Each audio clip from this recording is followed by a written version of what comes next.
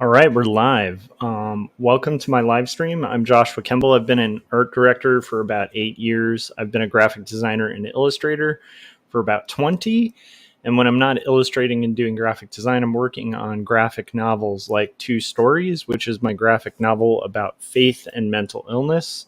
It's hand lettered, hand inked, and it's available on Amazon. It basically tells an autobiographical story about my journey learning how to navigate depression, suicidal ideation, and also caregiving for somebody with panic disorder. It's a pretty heavy book, but it also has lighthearted moments that talk about childhood and dressing as Indiana Jones for an entire year at school before cosplay was a thing. So that's a book worth checking out, and you should pick it up. Uh, nice. Gary said, "Good evening. Probably won't hang too long, but here now." Nice. I appreciate it. We're probably going to possibly dip into a little more Francis Collins nonsense tonight. That was like my least watched live stream, and that's how I respond. I'm like, nobody wanted to watch that. Awesome. We're going to do more of that. I did notice that my subscriber count kicked up the last week or so, and I really appreciate everyone who's subscribed, who likes this channel. I do have to give a follow up to be continued. I'll follow up with you guys about how the I was planning on getting a lavalier mic for my drive, and if you look at my last vlog done in the car, it's awful. Like the audio is terrible, but I'll get into that in a little bit. What we're here to do is work on comics, and I just need to pitch one last comic before we get into the content. Don't worry, it's going to get juicy. We're going to be drawing. I just have to get through this part first. So we have Jacob's Apartment, which just came out, and this is available from Graphic Mundi, wonderful publisher. I'm honored to be a part of their canon of books. And this is a slice of life coming of age story about two roommates that are both going through tumultuous seasons in their life. Jacob's father is diagnosed with cancer, and he starts kind of questioning his identity as well as his faith, which has kind of guided him his whole life. So this guiding light his whole life is kind of collapsing, and he's sort of trying to navigate that. And in the meantime, his roommate Sarah has just gone through a really terrible breakup and is kind of questioning her life decisions. And they're both being plagued by like these really weird dreams. Sarah dreams of drowning or swimming in like deep water and searching for something. And then Jacob keeps dreaming of a stuffed animal that he had as a kid, except he is the stuffed animal.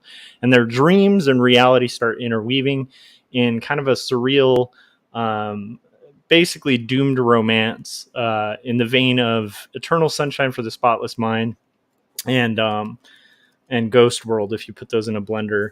It's I kind of always forget what page. I can't remember the page count. It's like 130 something pages of full color, hand drawn, handwritten story by me, and I'm really proud of it. I think it's meaningful. It's like a snapshot of young love in your early 20s.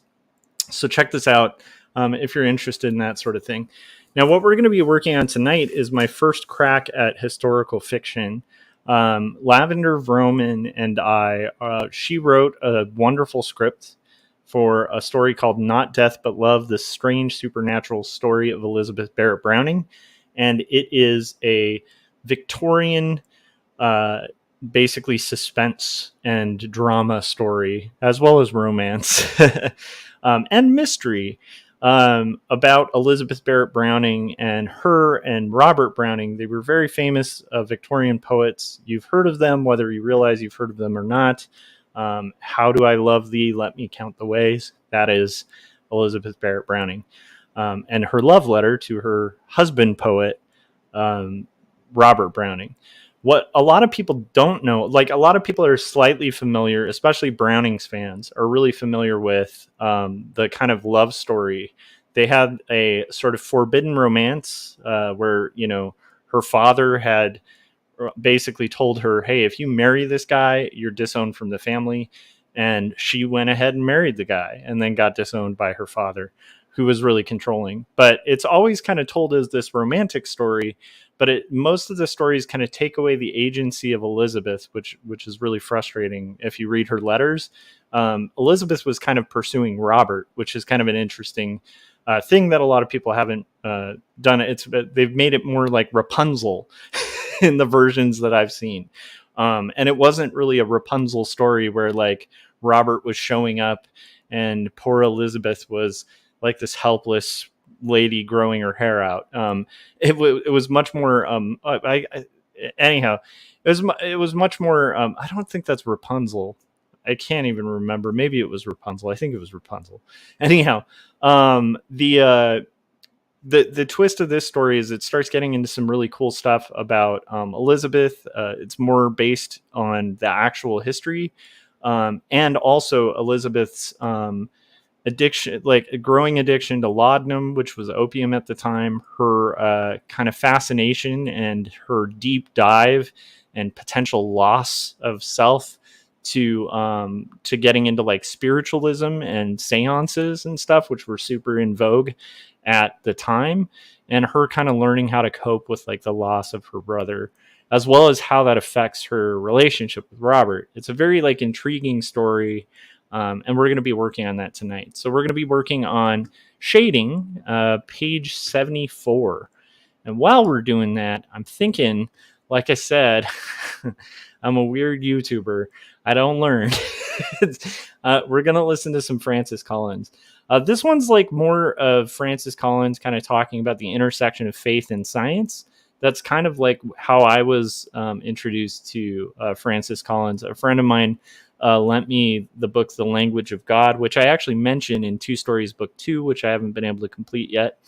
And I've gotten fascinated with Francis Collins in general, but as a scientist, but he also has a lot of really interesting thoughts on the intersection of science and faith, and trying to get people of faith to kind of like wake up and stop denying science. Basically, it's really interesting. It should be fun to listen to while we all do creative work. And I want to reiterate that, like, you don't have to agree with somebody to kind of enjoy listening to their videos. I don't think I fully agree with everything Francis Collins says, but I enjoy kind of having my intellect stimulated, and hopefully you guys too do too. And so we'll comment on that as we're kind of working on stuff. So let's go to our art camera. Let me make sure everything's all set up on that. Gary, I barely got to chime in the chats because I was at work, but I saw your appearance on Christopher Runciman's channel, and that was a lot of fun. It was kind of interesting because Christopher's got an interesting interview style. It's very professional and very cool, but it's also got this like vibe of like forgetting like the old kind of movie critic type interviews, you know, where it'd be like, film is really an art form, don't you think? And I believe that by twisting the suspense of the art form. It was great though, and like I don't mean that as a knock against Christopher. It was actually kind of amazing and very like high level interview, way better than I can do. I usually, if you guys are familiar, if I interview people, half the time I get really excited about what they're saying and I cut them off just when they're saying something really interesting, because I'm like, yeah, that's great, and then I start talking. So anyhow, Christopher's an amazing artist, and you guys should check that out because they talk a little bit about dinosaurs versus Marsbots, and I believe that we're going to be having Gary on Artcasters on Thursday to talk about that as well. We got Vic in the chats. How's it going, Vic? We got Adam saying, hey, everybody. How's it going, Adam? And Gary was saying, yes, he does, right? Really fun and a great guy. Yeah. But he definitely has that air of like an old school, like not in a negative way, like an old school movie critic, you know, where it's like when actors are expressing themselves and feeling their feelings, and you are evoking those feelings, you're stoking the fire of those feelings in your actors. How does that make you feel, sir? And it's like that kind of moment where you're like, wow, but it's also inspiring. Yeah. So anyhow, hopefully Christopher understands. I mean that in the best taste, because there aren't a lot of people on YouTube, frankly, doing like really consistent, like good interviews. You know who else is a really good interviewer? Is Gary. Gary's actually a really good interviewer as well. Asks really good questions. I'm always envious of that because through an interview, my goal is just kind of keep the thing moving and hopefully don't leave a lot of dead space, and then try to get a couple personal like kind of things that maybe the people haven't been asked before, or like glean some information that would be helpful for our audience or something like that. But yeah.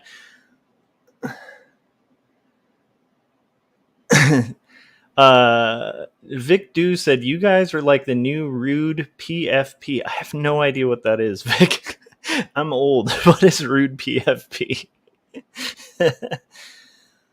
Oh, publisher for committed comics, or publisher or committed I have no idea. I'm lost. I'm lost, Vic. All right. With that being said, we're gonna. Oh, can you guys hear me? Okay, just kind of wanted to make sure because of the horrible experience with the audio in my car on my last vlog. I'm like all paranoid about my audio just sucking now. Anyhow, I should like probably do a review of that specific brand of lavalier mic just so that people don't waste their money. Because I will tell you, the one thing that is cool is it does pick up. Like you could walk like half a mile away from your phone and like it's going to pick up audio, and that's really cool. And I think maybe if you were like trying to be a spy or something, it might be helpful. You know, but the problem is it's just like for audio quality, like whether you're close or far away, or you have it halfway across like the room or right up next to your mouth, either way it just kind of sounds like that. And that's not pleasant for people. I think people would rather just hear the AC in the car going shh than hear this like while people are talking. So yeah.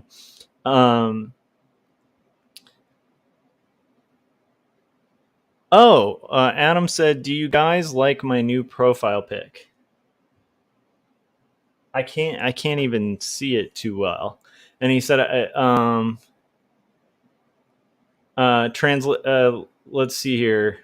And then Vic said, it's rude because I'm flipping the camera off. Nice. I'm glad you're flipping the camera off. It's good. Your middle finger was made for exercise. And every once in a while, you got to work that finger. Otherwise, like, you know, you're going to lose muscle in it. And then when you're like 90 and you want to flip somebody off, you're just going to be like, I can't lift it. You got to lift, bro. You got to.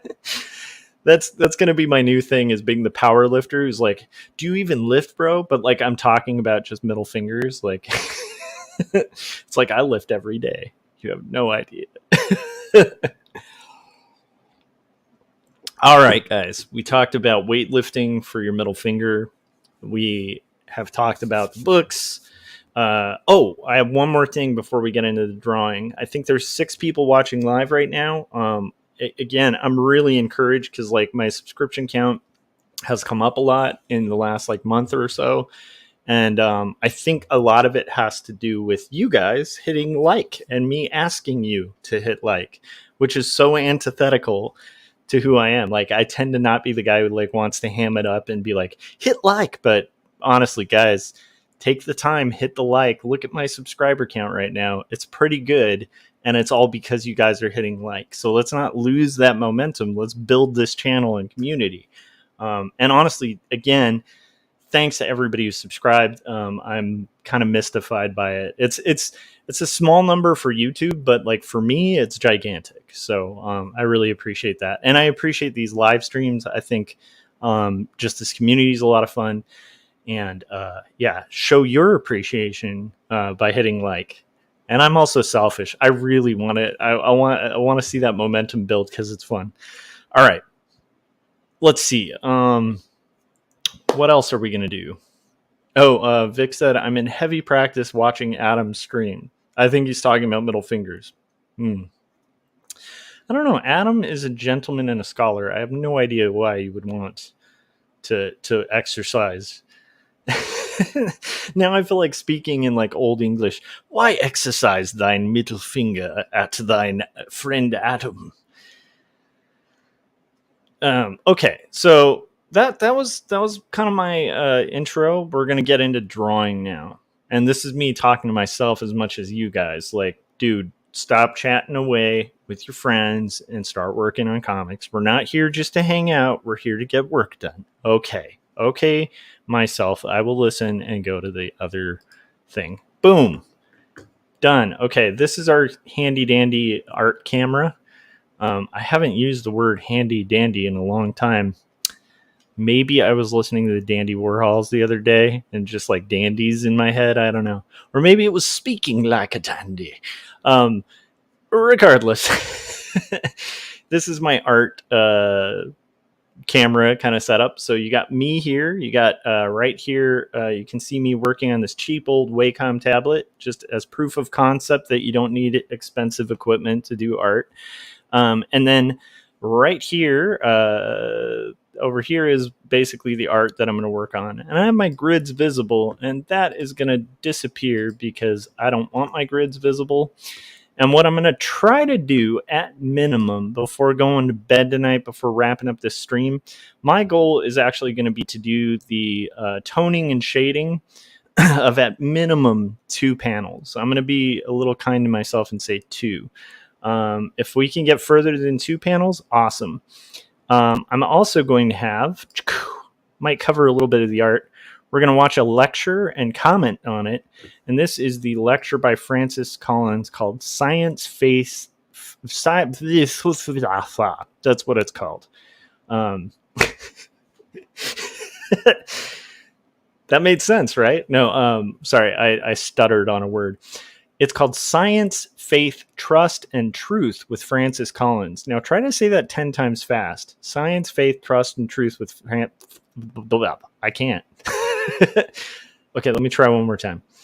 Science, Faith, Trust, and Truth with Francis Collins. Science, Faith, I can't do it. It's the faith. It's the faith, trust. Like it's the trust and truth that starts making it like a. Anyhow, I know you guys. It's the most entertaining thing in the world. Welcome to Kemble Does Tongue Twisters. Kemble's Twisted Twisters of Tongues. This is my vlog where I fail reading tongue twisters. Okay, let's see. Post tense never. Oh, wait, what's going on here? Oh, Vic said, I'm on there constantly flipping everybody off, or I was. And then Adam saying, post tense, never again. That's what I said, or I was. He can't twice fast. Okay. Apparently, there's been some middle fingers thrown. You guys, the intensity of Adam Lore's streams is palpable. This is like, it is a rodeo over there. And if that doesn't make you interested in checking out Adam's streams, I have no idea what would. Who doesn't like watching a rodeo? You know what I'm saying? Okay, we're going to have some water. And let's get into drawing some stuff. So, again, like, we're just going to tone, and I'm going to pause and comment possibly a lot on this video because I haven't seen the entirety of this lecture.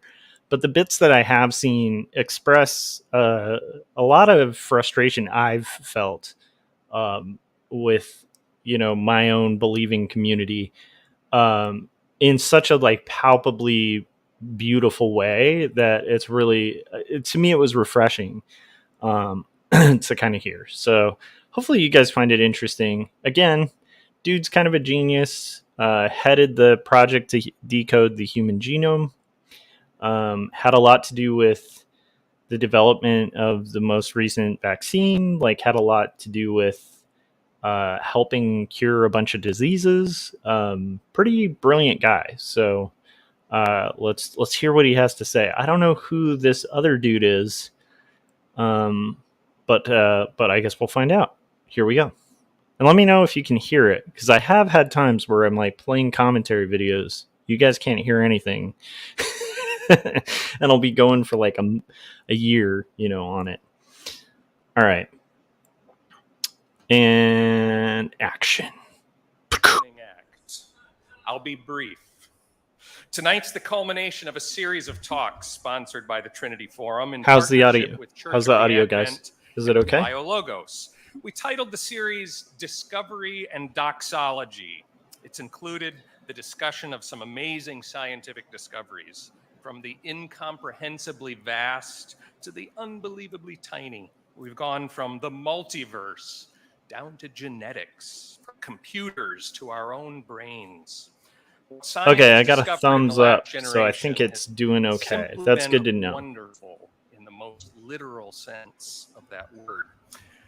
I'm here pinch hitting for Biologos President Deb Harzma. She came down with COVID last week.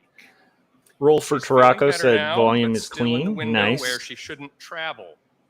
Deb is an astronomer by training, and Sweet. if she were here to talk about discovery, she'd definitely be talking about these James Webb Telescope photographs. These are wonderful and should move us to the second term in this series, doxology. I just realized, Chesterton oh my said, goodness. The worst moment for an atheist is when he's... Did my mic blow out? It sounds like it blew out, but I can't tell. It's kind of a weird thing. Let me double check my connection here. I see what happened. Pro streaming, guys. So what happened was, I guess the audio was fine. It's just that the input for my headphones had been like popped up. So like the headphone jack was out. So I was hearing like, I was like, what is going on? Okay, let's continue. This should be better now. Really thankful and has no one to thank. In the same way, when we Christians are filled with wonder from things like these amazing scientific discoveries, have a good one, Vic. There's someone there who's responsible for creating them and who gladly receives our praise and our thanks, our doxology. So I'm a philosopher by training. Wait a second. Frank, son of Tarako? What's son of Tarako? That's fascinating to me. Is that Vic? Is Vic son of Tarako? I'm curious. And I'm afraid my discipline would be a great comic does a better title. Job of inspiring skepticism than doxology. I see those Webb telescope pictures, and I too am amazed. But then my next thought is, I wonder how they put those together. It's not like there's just a camera at the end of a telescope that they snap a picture, right? It's not even visible light. How are we seeing this? Well, if you're interested in hearing how an actual scientist responds to such pesky questions, I'll be interviewing Deb Harzma for the Biologos podcast in a couple of weeks about the Webb telescope pictures. Too often, it's science and scientists who are blamed for pushing people away from God. But this series shows that it can be the opposite, suggesting that the knowledge we've gained through science can draw us closer to God. Oh, let me also chime in here and let you know, like, so they're speaking to like a Christian audience, so it's not it's not an evangelical kind of thing in the sense of like it's people speaking to people who have a common belief. But what's interesting is I think what's going to be said in this might be something a lot of people would want to say to believers that are non-believers, actually. So it's interesting. So stay tuned. Okay.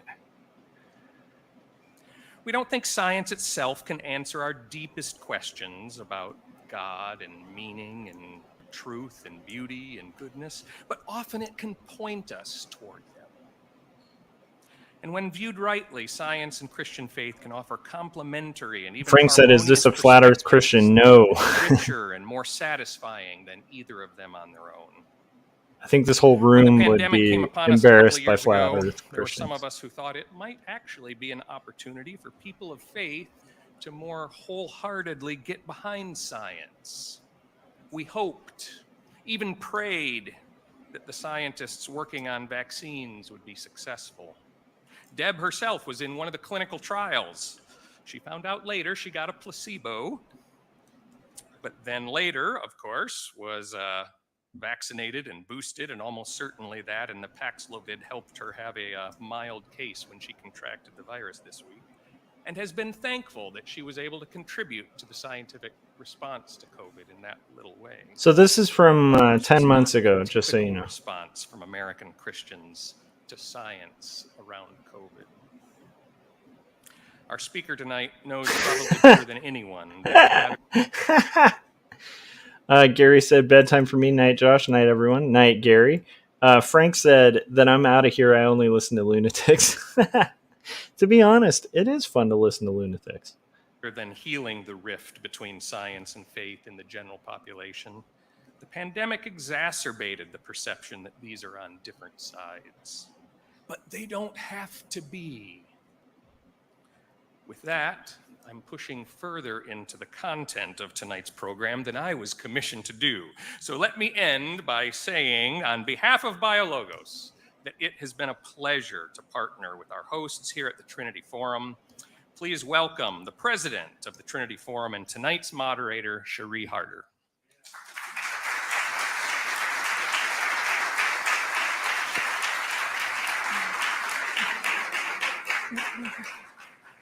Well, thank you, Jim, for that very kind and thoughtful introduction. And welcome to all of you to tonight's evening conversation on science, faith, trust, and truth. It is so fun to be back in person and get to see so many of you again. As Jim was saying, tonight is actually the cap. So full disclosure too, with these lectures, like whenever I'm doing commentary on it, I think it's important to play a little bit of the intro, as much as it's like you want to kind of cut to like hearing from the speaker. I think it gives you a good alignment for like who the person is speaking, because quite often they'll go through their qualifications and stuff like that.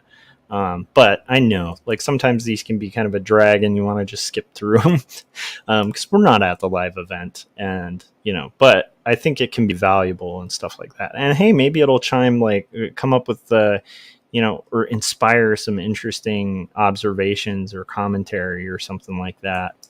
By the way, I'm curious what everybody's working on. What are you working on? And yeah, I'm kind of curious about that. I also saw a really interesting conversation about meta ethics the other day that I might have to like kind of bring on one of these streams if there's like people there kind of to view it or check it out. And I just had a zone out moment because I was kind of getting into the rendering here. Okay, we got this whole panel to go, guys. Let's continue. Stone event to what has been a multi-event series over a number of years that Trinity Forum, BioLogos, and Church of the Advent have partnered on this broad theme of science and faith, discovery, and doxology. And as Jim hinted at, we've covered all sorts of topics. We've talked about understanding transhumanism with Rosalind Picard and Rich Mao, neurobiology and the soul, suffering, healing, and meaning with Julia Wattashero and Phil Yancey, faith and empiricism with Art Louie and Tremper Longman, and we could think of no better capstone for this long series than our speaker tonight. But we are so grateful to have been able to partner with BioLogos, ably led by Deb Harzma and Jim Stump, as well as Church of the Advent, led by Rector. Sorry, do you ever... This is the seventh grader in me. Do you ever like listen to like a really sophisticated lecture, and while you're intrigued by it, you hear a name like Jim Stump, and you think, like, it's terrible, but that's a funny name. Like, that sounds like a character. I don't want to make fun of people's names either. I mean, dude, my name is Kemble, and I go by Kremble sometimes. So who am I to judge, right? But still. All right. I don't know. There's something about that name that's very funny to me. Adam said he's drawing anatomy, drapery folds, and moon wizards. Yeah! Moon wizards! Tommy Henson. I know that we have some guests from Church of the Advent, including Deb Tepley, Jeff Simpson, Jeff Bailey, and Lauren Porter, and others from Church of the Advent here tonight, so thank you. In addition to that, I want to acknowledge a few special guests of the Trinity Forum, including the chairman of our board, Richard Miles, who's here tonight with his wife, Phoebe. I know our who none senior of these fellows, people Michael are. Ware, and new residential senior fellow, Pete Weiner. Brand new communications director, Brian Daskin, who just started a week or two ago. Brian, maybe you can wave your hand so people can see you. And if you'll permit me one small indulgence, I'd also love to give a shout out to my husband, Chris Spiegelmeyer, who is spending his birthday here tonight. So.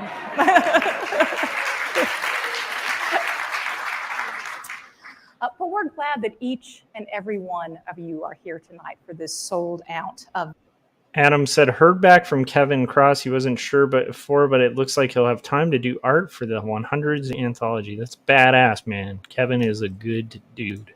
He is good people. That part of our mission at the Trinity Forum is to provide a space and resources for the discussion of life's greatest and thorniest questions in the context of faith, and to offer programs like this evening conversation to do that and to come to better know the author of the answers. And the topic we're tackling tonight certainly qualifies as one of those great and thorny questions. It's fair to say that we live in confusing, even confounding times, between being awash in often conflicting data, surrounded by spin, pummeled with misinformation, and addled by an outrage industry. It can be difficult to know what to believe or whom to trust. Our technologies and media, rather than helping us sift through a lot of the conflicting data, This sounds like a Corey Kerr point here. Confusion to scale and hardened the divides along partisan lines. Increasingly, we are riven not so much just among lines of values, what's right or wrong, but increasingly over what's true or false, or even real or unreal. The fallout has not only been toxic for the body politic, as public debate has been distorted by conspiracies and common spaces are increasingly co-opted as battlegrounds for an ever-expanding culture war, but just in the last 2 years has literally been lethal for hundreds of thousands of people who were falsely led to believe that the pandemic was a hoax or that vaccines were a plot.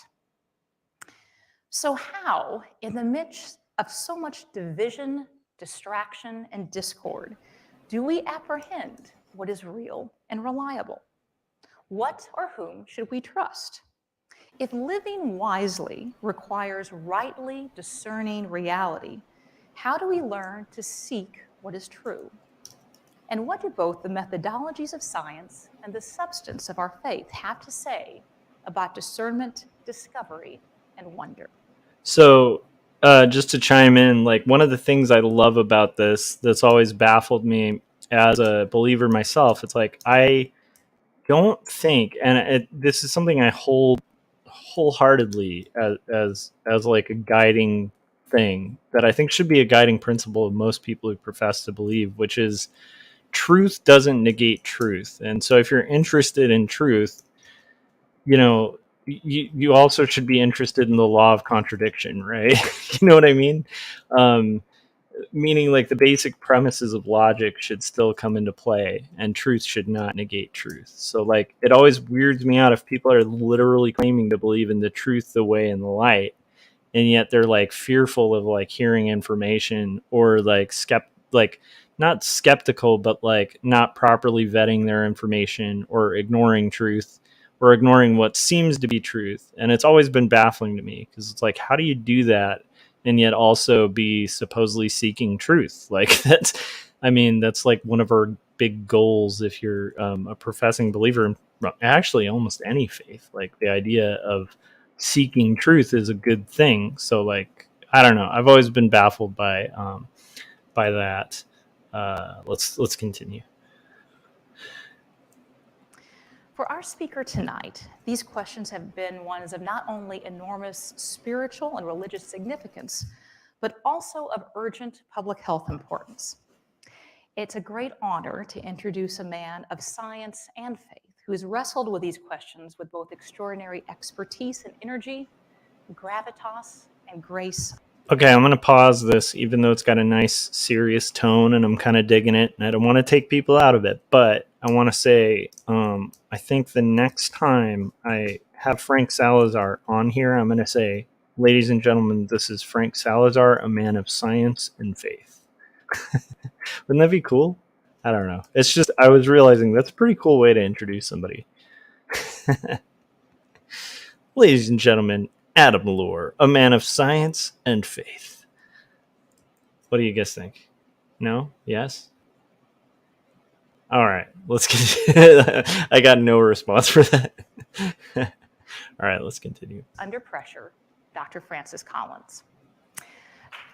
Dr. There's more. Dr. Collins is one of the world's leading scientists and geneticists, and was the longest serving director of the NIH in our nation's history. Before being appointed by Adam then hates President science. Obama to serve as the head of the NIH, a role then extended by President Trump, he led the blinded me International with Human science. Genome Project, which mapped the entire human genome, and did so under time and under budget. His work with the Human Genome Project, which in essence provided a human DNA instruction book, led to the discovery of the connection between certain genes and various diseases, and helped to revolutionize our understanding of our genetic makeup.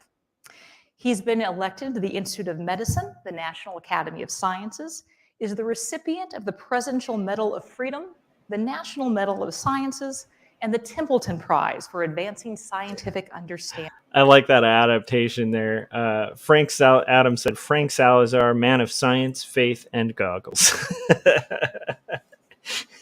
Adam Lohr, man of science, faith, and moon wizards.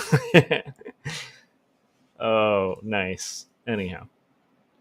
Moon wizards! It's the best title ever. I love it, Adam. I love that you're working on a moon wizard story.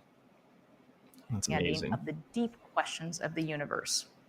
He was also appointed by Pope Benedict to the Pontifical Academy of the Sciences. Before becoming the head of the NIH, Francis founded and served, as Jim mentioned, as president of the BioLogos Institute and Foundation, our partners tonight, and has written a number of books on science, medicine, and religion, including the New York Times bestseller, The Language of God. He is also an avid motorcyclist, guitarist, and vocalist who has played in rock bands and performed at TED conferences.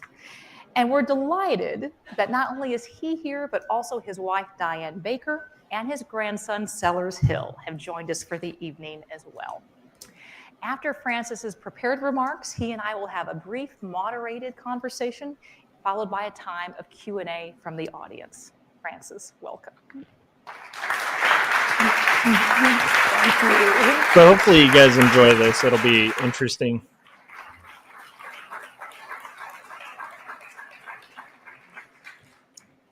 Well, thank you, Cherie, for an incredibly gracious introduction. And I'm delighted to be here this evening in this event sponsored by Trinity Forum and BioLogos with this intriguing title, which you've just heard about from Jim, Discovery and Doxology.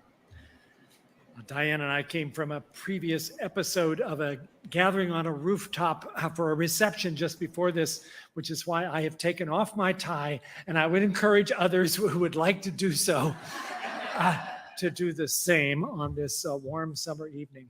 But we're in a wonderful place here in the National Press Club, and I want to give my personal thanks to Cherie for her leadership of the Trinity Forum, which has been such a source of wise and thoughtful input to many of us who are trying to understand the role of faith in our complicated modern world. And through their readings and meetings like this, we are always uplifted. We're asked to think a little more deeply about something than we have before. And I hope this evening will play some kind of a role like that, mostly because of your questions. And sure. Nice. Jim is the discoverer of doxology. Are you talking about Luhan? I don't know if Luhan's doxing people all the time, but who knows, man? Who absolutely knows? Adam said, I think I asked before, but do you watch or read Stephen Meyer? I think he's also part of the Biologos thing. Are you talking about? Okay. I don't know if I know Stephen Meyer. I know that when you said Meyer, I almost thought you were talking about Scott Meyer, and I thought you were talking Wizards. Because Scott Meyer has that Off to Be the Wizard book, and it's probably some of the most entertainingly written wizard lore ever. And I highly recommend, if you want a really stupid, silly comedy that's excellently narrated, it's like a really entertaining audiobook, check that out. Check out Magic 2.0 series. And it's basically the first book is in the series is called Off to Be the Wizard, and it is freaking awesome. And that's Scott Meyer, but I don't know if I'm familiar with Stephen Meyer. Anytime I hear the last name Meyer, full disclosure, I can't remember. I think it's Better Off Dead. there's this race car driver. Oh my gosh! Now I want to see if that's even there. So this might get me copyright flag. Let's see. I'm gonna look up Lane Meyer so you can know what I'm talking about. Oh, here we go. Okay. I'm gonna pause it. Okay. So let me put this on mute real quick. I'm gonna get it set up to the scene so I can show you what I think of when I hear Meyer. Okay, are you ready? Okay, this is what I think of when I hear Meyer. It's from Better Off Dead. Let me do another share. Present. Let's see here. Share screen. Boom, share. Okay, are you ready for this? Here it is. Months and she dumps me for him. For Stalin, just like that. 67 months.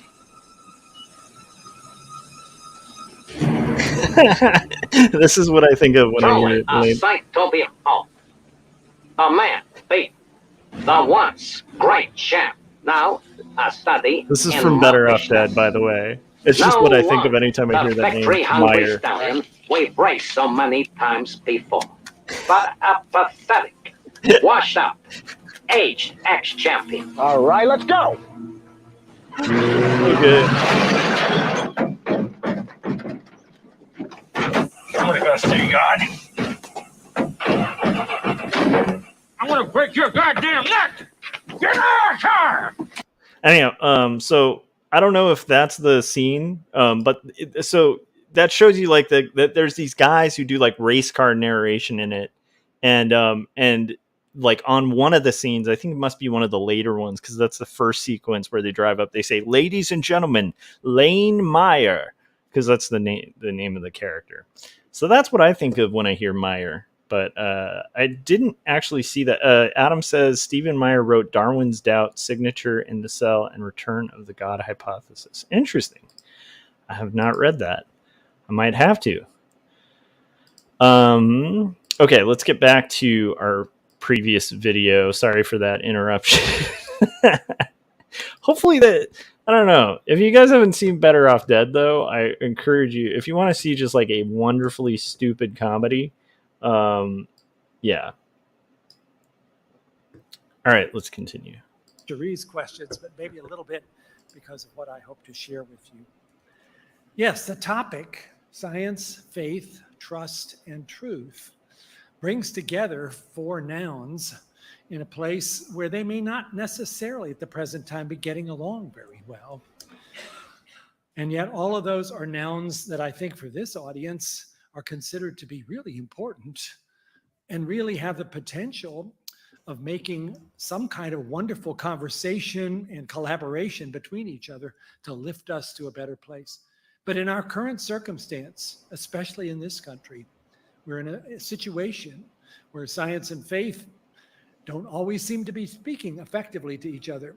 And trust and truth are also, I think, from my perspective, in a particularly difficult place. I'm going to pose some questions. I won't necessarily have a lot of answers about how we find ourselves out of this situation, but I hope you will agree with me that we need to find those answers. We are in a very difficult and troubling space with the divisiveness that has found its way into almost all of our discourse, and where people of faith, unfortunately, having the chance perhaps to chart a path forward, have often been caught up instead in other kinds of messages coming from politics or social media that may in many instances be antithetical to the foundations of their own beliefs, and yet have been very compelling. And we've been driven so much by fear and anger that we in many instances forgotten about what it is that the truth can do, which is to set you free. Nice. So that all sounds a little troubling and maybe even a little dark. I don't mean it to sound that way, but I do think we're in a serious situation, and it's up to all of us to try to figure out what we can do individually to find a path forward.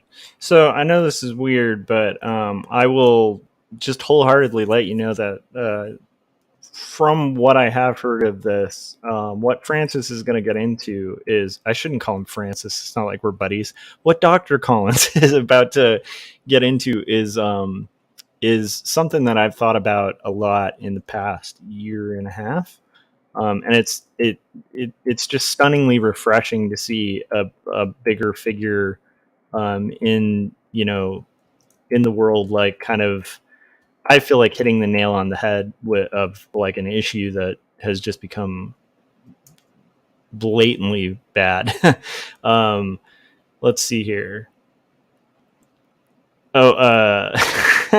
Frank said I'm sometimes called Francis. You can call me Francis if you want to. Let's see here. Okay, so I guess it's Stephen C. Meyer, the co-founder of the Center of Science and Culture of the Discovery Institute. Okay. I need to memorize that name. Remember that name. Okay, continue. That honors both science and faith. A little background on myself. This is not a presentation where I intend to give you my own testimony of how, as an atheist, I came to be a follower of Jesus. But that is, in fact, my story. I was an atheist in graduate school studying quantum mechanics. I went to medical school and discovered that questions of life and death were not just theoretical and hypothetical. They were happening around me every day, watching good people who had done nothing to deserve it, afflicted by terrible illnesses, and recognizing that I had no answers for those questions, and particularly the question posed to me by one of my own patients, "Doctor, what do you believe?" And I realized I didn't have an answer to that. And in the course of a couple of years, guided by a lot of wise people who were willing to listen to my questions and guide me in various directions to read about the works of others who had traveled that same path, particularly C.S. Lewis, I came at age 27 to recognize that atheism was the least rational of the choices, the assertion of a universal negative, as Chesterton has said. And in fact, belief was not only rational, it was actually pointed to by a variety of things from science, like the Big Bang, like the fine-tuning of the universe, like how mathematics explains the behavior of matter and energy in ways that are actually beautiful and inspiring and force you to a direction. I don't know if it's interesting, but like one of the things that I think is interesting is the idea of the constants being constant. This has been like a big philosophical conundrum in philosophy, where it's like, what reason do we have for this weird assumption that we have when we wake up every morning that like gravity is this way, tomorrow gravity will continue to be that way? There's like absolutely no reason to believe that. It's kind of bizarre, but that's a fun one, where you start like thinking, why is everything like following these rules? And like the assumption that these rules can't change is just like a complete it's almost like a it's kind of impossible to prove thing. It's a fun one. I don't know. It's like a little logic journey that can be fun. I was watching some people that don't believe what I believe, but they were having this really heavy conversation about meta ethics, and I was listening to it the other day. And that was like one of the big conundrums. Like, how do you ground that assumption? Like, where does that come from? Like, that's the most bizarre assumption in the world, that like, hey, there's these rules and they're solid because they are, and tomorrow they'll be solid too. And it's like, well, no, technically, if those like baseline rules decide to change for whatever reason, as if they have agency, what's to stop it? Like, there's no there's no premise saying they have to be constant. It's interesting. Okay, let's continue. We'll go for about 10 more minutes, and then I'm gonna take a quick break. So, but I am definitely gonna be streaming till I finish these 2 panels at least. So let's continue. Of trying to understand what intellectual brain must have been behind the way in which our universe came into being. And I also came to realize my own failings as a person who was supposed to have a moral character, and a need to find a way that could be, in fact, resolved. And for me, that solution came in the person of Jesus Christ. And so I show this picture as a way in which I try to put forward in a very brief visual image how it is that people like myself, who are both scientists and people of faith, see those as different ways of understanding truth. On the left there, this beautiful image of a stained glass window. This happens to be York Minster, but if you go to the National Cathedral, you'll see one much like this. And on the right, that's DNA. Not in the usual vision where you look at it from the side, but looking down the barrel of the long axis of the double helix, a remarkably beautiful and maybe a little bit reminiscent image. I'm not trying to say that I'm taking that too far, but it is beautiful. And in fact, science is a way, I have learned. Sorry, I want to pause and just appreciate how badass that DNA picture looks. The one on the right, isn't that insane? That's cool. I like kind of want to incorporate that into something. It almost looks like did you guys ever have those what are those called? Like spirographs. Did anybody in the chat like have spirographs as kids? Where it's like they're really cool. I've actually thought about picking one up on Amazon just for the hell of it. But it's like this little track, like it's like a circular track with like little notches on the side. And then there's these little circles that have holes in them, and you put your pen in. They have a track on the outside. And you put your pen in them, and it like goes around and naturally starts making these like symmetrical like swirls. It's really cool. But that's kind of what the DNA looks like there. Yeah, anyhow, so spirographs, that's kind of looks like a cool spirograph. Kind of crazy. Of appreciating the beauty of God's creation, that every discovery we make in the laboratory, it does not reduce your awe at what God has given us. It increases that awe, and especially so, it gives you a sense of beauty.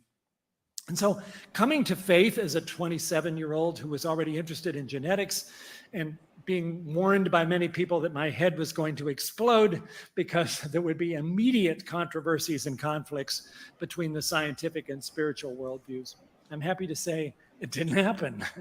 And this is more than 4 decades later. And I've yet to encounter a circumstance where what I know as a scientist about the universe, about nature, is actually in conflict with what I know as a Christian believer who reads the Bible with great intensity to understand its meaning, but needs to be careful not to attach to it meanings that weren't intended by the original writers. So there we are. And there I was, had the privilege of leading the Human Genome Project, reading out those 3 billion letters of our instruction book, an amazing crossing of a bridge into new territory, which we don't have to cross back again. We have that information, and it is changing medicine every day in terms of how we approach a multitude of issues, maybe especially cancer, and also genetic diseases, especially those that we had not understood before, and maybe even coming up for cures for things like sickle cell disease. But then as the director of the National Institutes of Health, being asked to focus on a whole host of complicated issues in biomedical research. Maybe it's the brain, maybe it's trying to understand regenerative medicine or precision medicine. And then, a little over 2 years ago, the realization that something really threatening was happening to our planet. You will know, oh, sorry, I should not pass by on that. I should have said that, in fact, when it comes to this argument about how we are, in fact, capable of being both scientists and believers, I often look back to these words of Jesus, Matthew chapter 22, being asked, what is the greatest commandment in the law? And I think most of us remember, well, it's to love the Lord your God. But what is the rest of it? With all your heart and with all your soul and with all your mind. Your mind. That's part of how you love the Lord, with your mind. If you go back to Deuteronomy, which is where this quote seemed to come from. Okay, so it's getting juicy. It'll be interesting. Thomas said it looks more like a kaleidoscopic image. I think both kind of make sense because thinking about the pattern of it, it would kind of look like that from above, right? It's interesting because you have like spirals like overlapping kind of each other from above. So you would have like those little points start creating like a spiral kind of, yeah, kaleidoscope type pattern. Hypocycloids. Nice. Now I want to look that up because I don't know what a hypocycloid is. Adam, you are the shape master. So, okay. We're going to continue this conversation and this commentary and drawing in a second. I'm going to play a trailer really quickly so that I can get up, refill my water, and stretch so that I don't burn out before I need to finish this thing, which I'm planning on at minimum getting 2 panels done. I hope you guys are making a lot of progress and this is entertaining for you. Again, before I go to this trailer, I just really want to reiterate how thankful I am to people who subscribe and also have like watched these live streams. Again, my channel's had some growth recently. That's been really stunning to me. I'm not sure how, and I really appreciate it. And I can only think it's from you guys hitting the like button and watching these things live and interacting with me in chats. And it's very meaningful. I appreciate it. That being said, I'm going to hit the trailer and then we will come back and we'll talk more Francis Collins. We'll talk about exercising your middle finger muscles and other fun things. All right. Here's the trailer for Jacob's Apartment.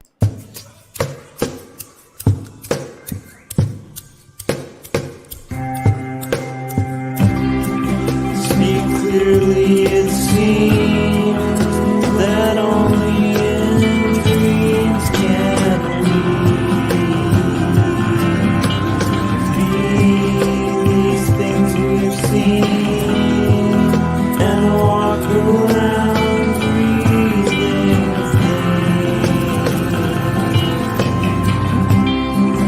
I don't know the part to play in this heart of mine.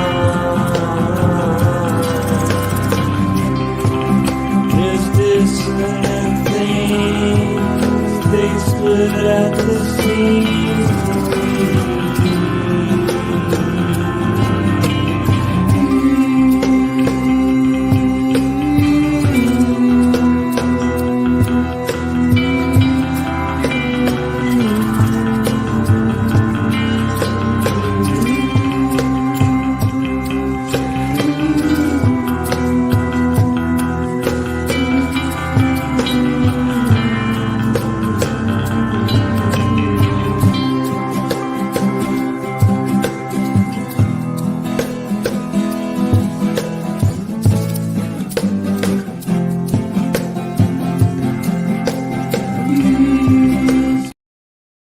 Okay, so I just looked up hypocycloids, and they're basically a spirograph.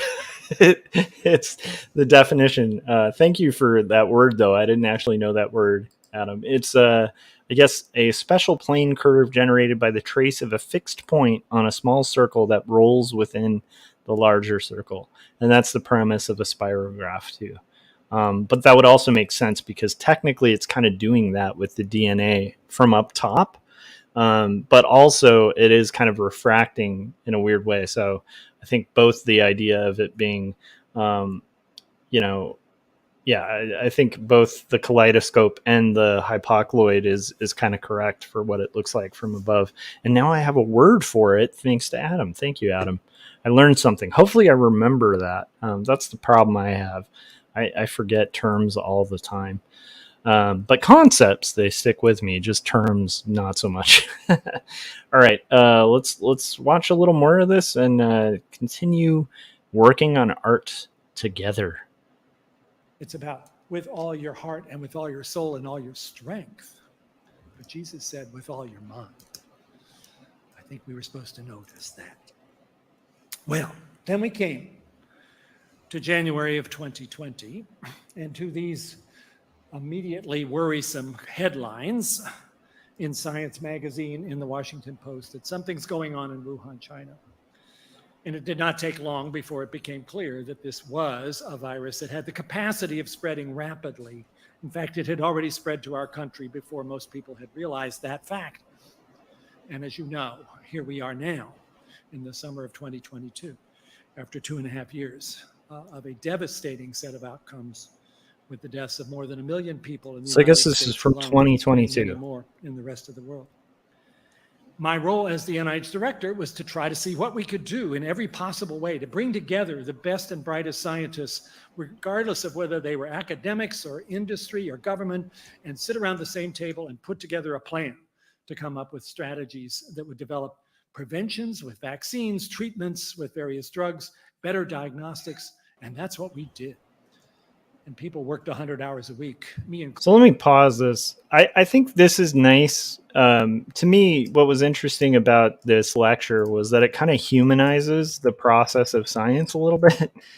I think a lot of the time, I think I talked about this on the last Francis Collins video too. I think a lot of time people take out the human beings from the science and just think like, oh, it's just some textbook or some corporate bigwigs like saying stuff. And when in fact it's like a lot of hardworking people, quite often most of them are just going to their job trying to discover stuff and help people.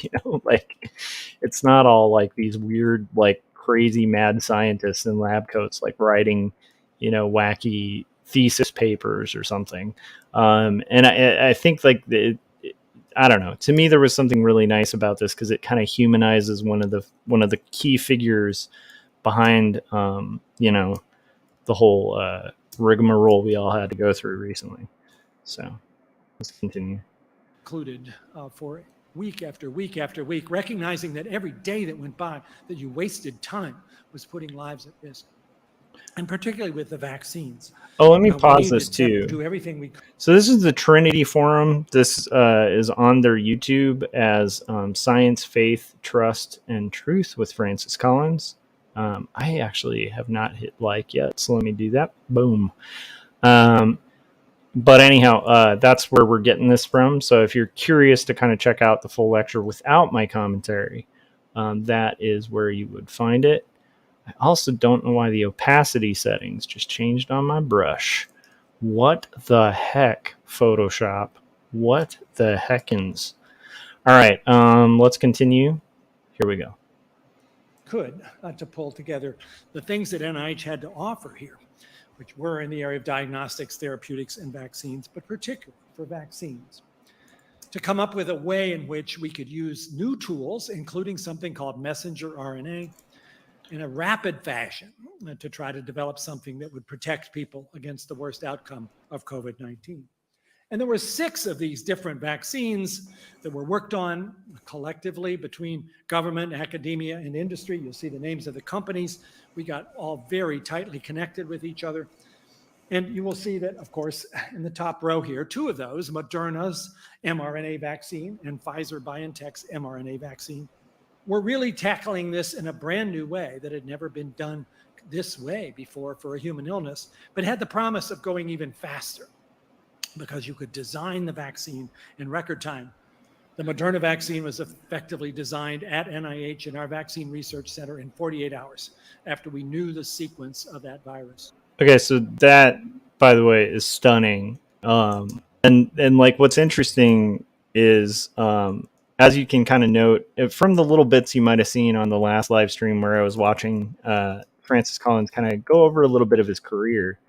The decoding of the human genome was like a game changer, like on such a huge level, and was hugely responsible for this kind of thing to be able to be developed, like to be able to like create in record time this thing. It's kind of amazing. Let's continue. And it was in a human clinical trial, a phase 1 trial in 63 days, which It's is unbelievable. like 5 or 10 times faster than had ever been done before. And it was in a phase 3 trial for 30,000 participants by late July of 2020, also unprecedented. And then we held our breath. You know, the way these trials are run, they have to be done in what's called a double-blind, randomized, controlled way. This is really important for people who might be skeptical of science, like to understand, because I see this a lot where somebody will link me to like a blog or something that's got like a wacky conspiracy theory on it, and they'll be like, well, why is this data not good and the other data is? And like what he's about to describe is one of the key differentiating factors, like a double blind test. There's like two things that are real strengths, is like double blind and peer review. And he's going to kind of explain like double blind. But you know, if you haven't, just give it a chance. Like if you're unfamiliar with, you know, how that works, give it a chance, because it's like kind of important. It kind of explains how we make these impartial results to tests, because people would have a lot of reason to like forge results of a test. But again, a scientist who's looking at like a study or even a clinical trial is going to be super skeptical of results if they weren't done with a double blind, with double blind testing, with control groups, and with peer review involved. And that would be the peer review would be interesting, but we can't trust any of this because it wasn't double blind, it wasn't peer reviewed, and it wasn't or it is being peer reviewed as they're saying that. And if it's of any legitimacy, right? Like anybody can say any weird scientific hypothesis online and call it science, but to actually submit it for peer review means you allow people to look at it and go, hey, was this properly controlled? Were conditions okay? Is there a way this information could have been exploited? Was there bias of the person conducting the experiment? That's why you have double blind, is to try to remove bias. Anyhow, so let's continue. But this is like super important information for people who might not necessarily know how that works. And if you don't feel bad. I mean, that's just part of being a human. You can't know everything. So if you're a participant in this, as Deb Harsma was, you sign up to say, I would like to take part in this trial. And you don't know whether you're going to get the active agent, in this case, the vaccine, or a dummy placebo, which is still something that looks like a shot in your arm, but it's actually not going to give you any particular effect. And then you watch and see what happens to those 30,000 people. And it had to be a lot in order to have appropriate power to know whether it worked and whether it was safe. And you collect the data, but you don't unblind the data until the last minute. So nobody knows. You start to see people in the trial got COVID. Well, did they get the vaccine or did they get the dummy? You don't know until that day when the data is unblinded. And we all held our breath about that. I thought, you know, if it was 60% effective. So let me pause. So basically, just to explain, just in case anyone's confused by that, the idea is that, you know, the participants aren't told whether, like, who took the thing and who didn't, right? And then the scientists aren't told who took the thing and who didn't as they're collecting data, right? So they blind the data. So, you know, at the end, once all the data is in, then they unblind the data. So you can see, like, so you're watching all these effects. You're seeing some of the data in partial amounts. You're seeing, oh, this person got really sick. This person didn't. This person's got crazy blood sugar issues. This person doesn't. But you don't really know who and why. And then once you know all the data is in, you know, it's collected, and then they unblind it, and you can see, hey, did this pill everybody took result in any effects that were constant across the board with everybody who took it? And by the way, at that point, the data is in, so you can't change the data. It's locked. It's set. So it's like, okay, now we're going to look at the data and find consistencies, inconsistencies, etc. That would still be pretty good. That would be a good year for the flu vaccine, by the way, which is We're often working not on quite comics. as effective as that because it's really hard. Maybe 65. So if you're just tuning in too, I should let you know I'm a cartoonist and I'm working on the graphic novel Not Death But Love, the strange supernatural story of Elizabeth Barrett Browning for Turner Publishing. And we're working on page 74 and we're basically shading this page. The one thing I also do is quite frequently do commentary on videos whilst I am working on art and people in the community are working on art. It'll be videos across the spectrum. And clearly, I'm not super... I seem to pick things that are antithetical to the idea of growing on YouTube because I will watch a video by like a blatant atheist who I agree with on a lot of subjects. And then at the same time, I'll watch a video by a Christian who's openly a Christian. And I also kind of agree with sometimes and disagree. And sometimes I'll watch videos of people I completely disagree with. It's this weird thing, but it doesn't make for the most consistent YouTube content. But if you're into like thinking and doing art, you're at the right place until you hear me talking, and then you might be like, this guy's not that smart. Okay, let's continue. But that's where you are if you're just tuning in. And there was that November night where the data was unblinded, and we all held our breath. And then the result was released, 95%. Dude, for both of those vaccines. 95% is insane. So hard about this.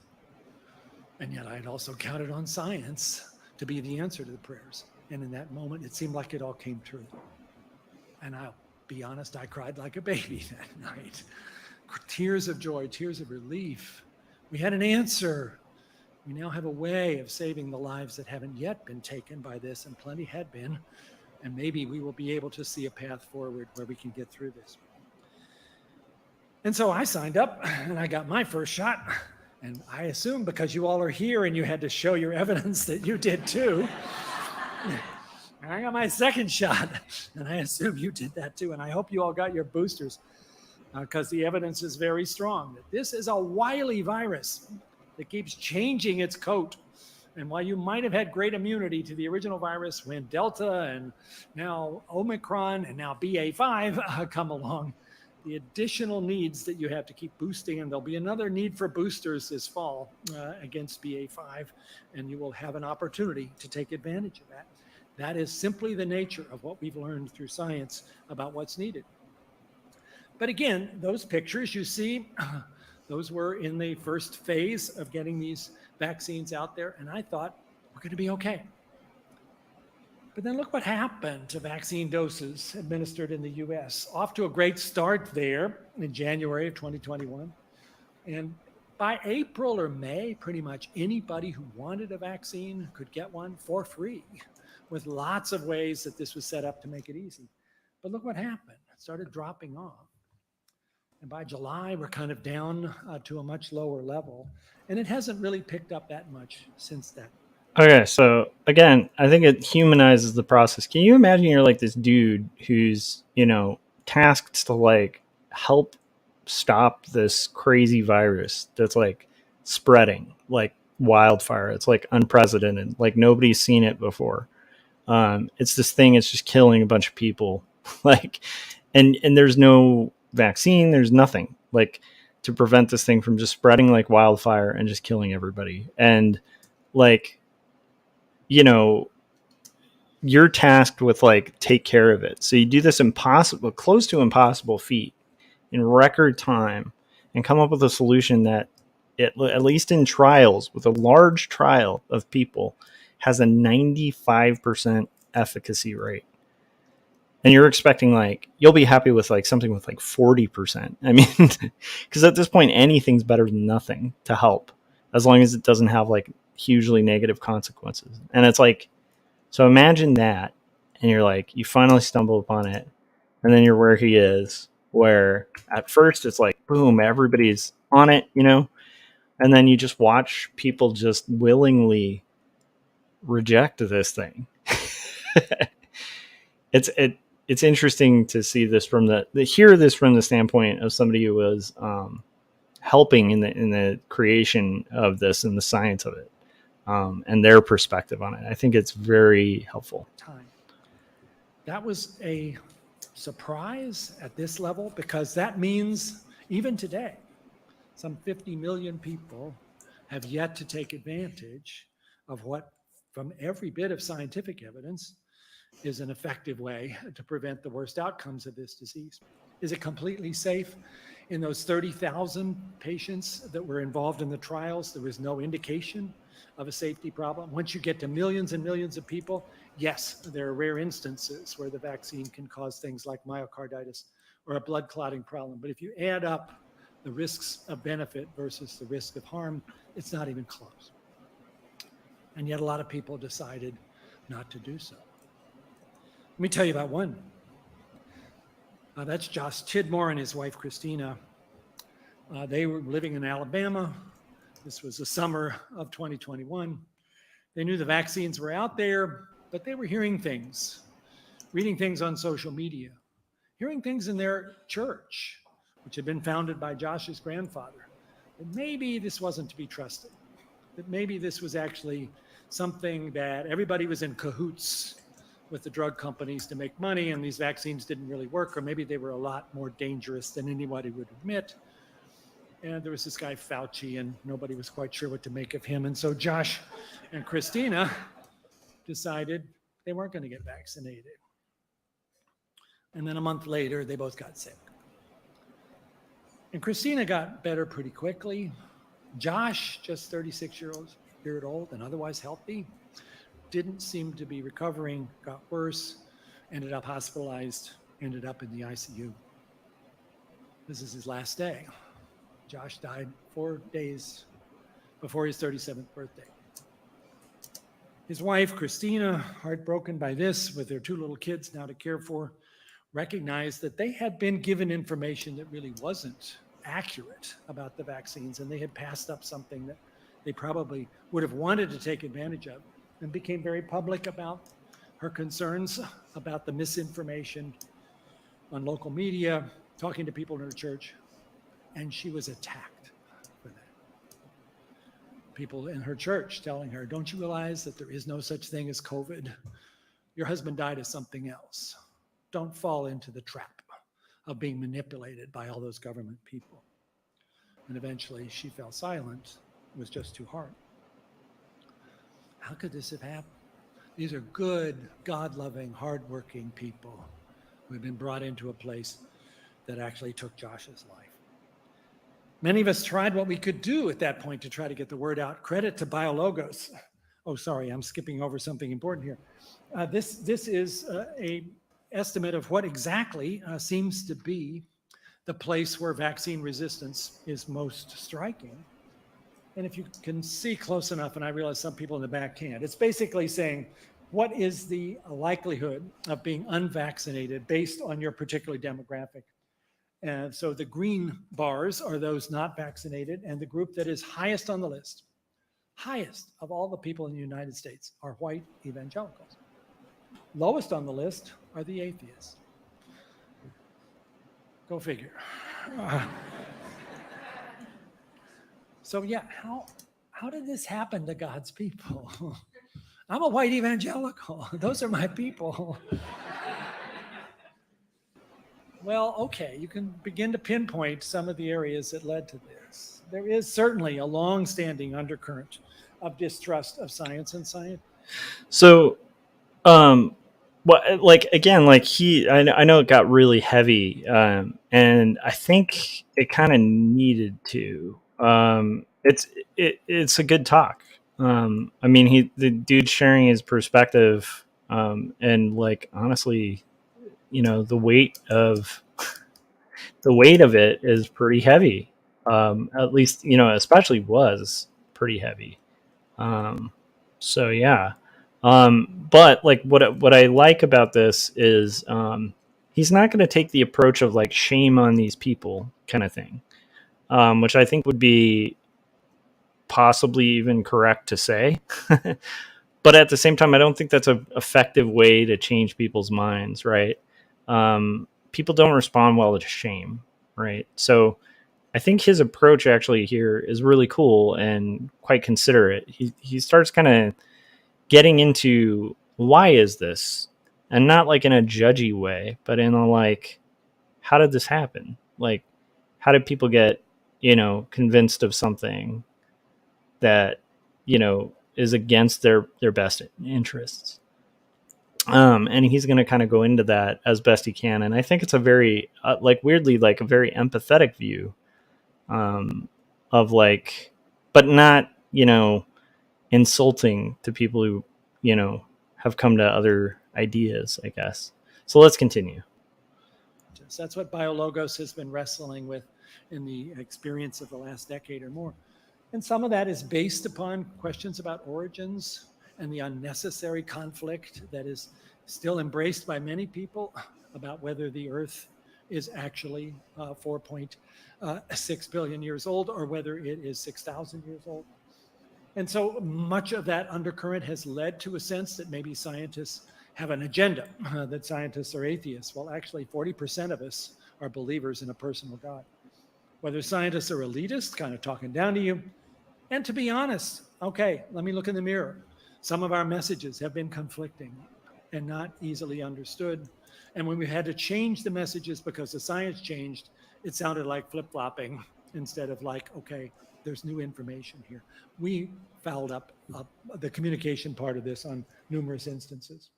But on top of that, we had political messages overtaking the truth and also overtaking faith principles in a way that were pretty hard to understand.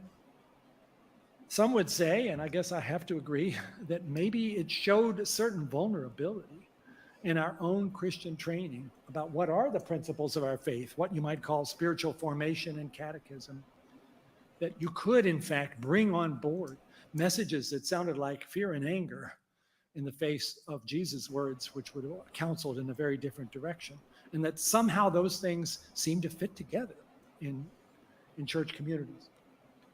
And of course, the way in which the information oftentimes spun forward for reasons that had nothing to do with either faith or truth filled up people's eyes and ears.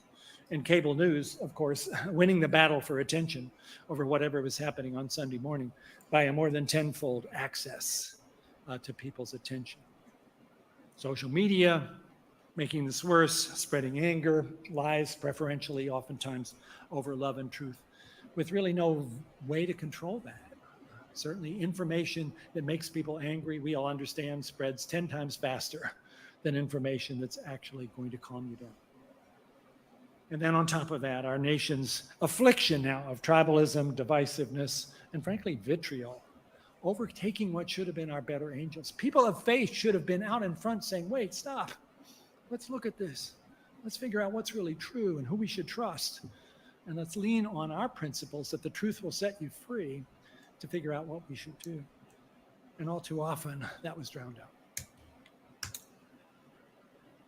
Oh, yes, and then there are the very real casualties of all this. This is not just a hypothetical discussion about philosophy. Current estimates are 319,000 people are in graveyards unnecessarily because the information about vaccines was not presented to them in a way that they believed could be helpful. 319,000 deaths. Just astounding. So it looks like you're having some issues potty training with your puppy.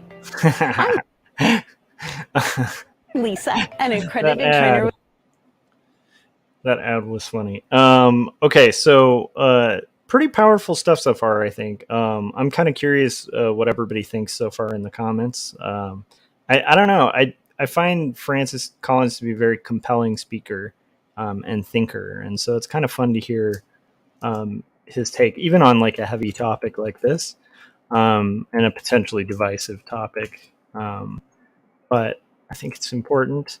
I'm starting to feel myself wane a little bit, so I'm going to put on another trailer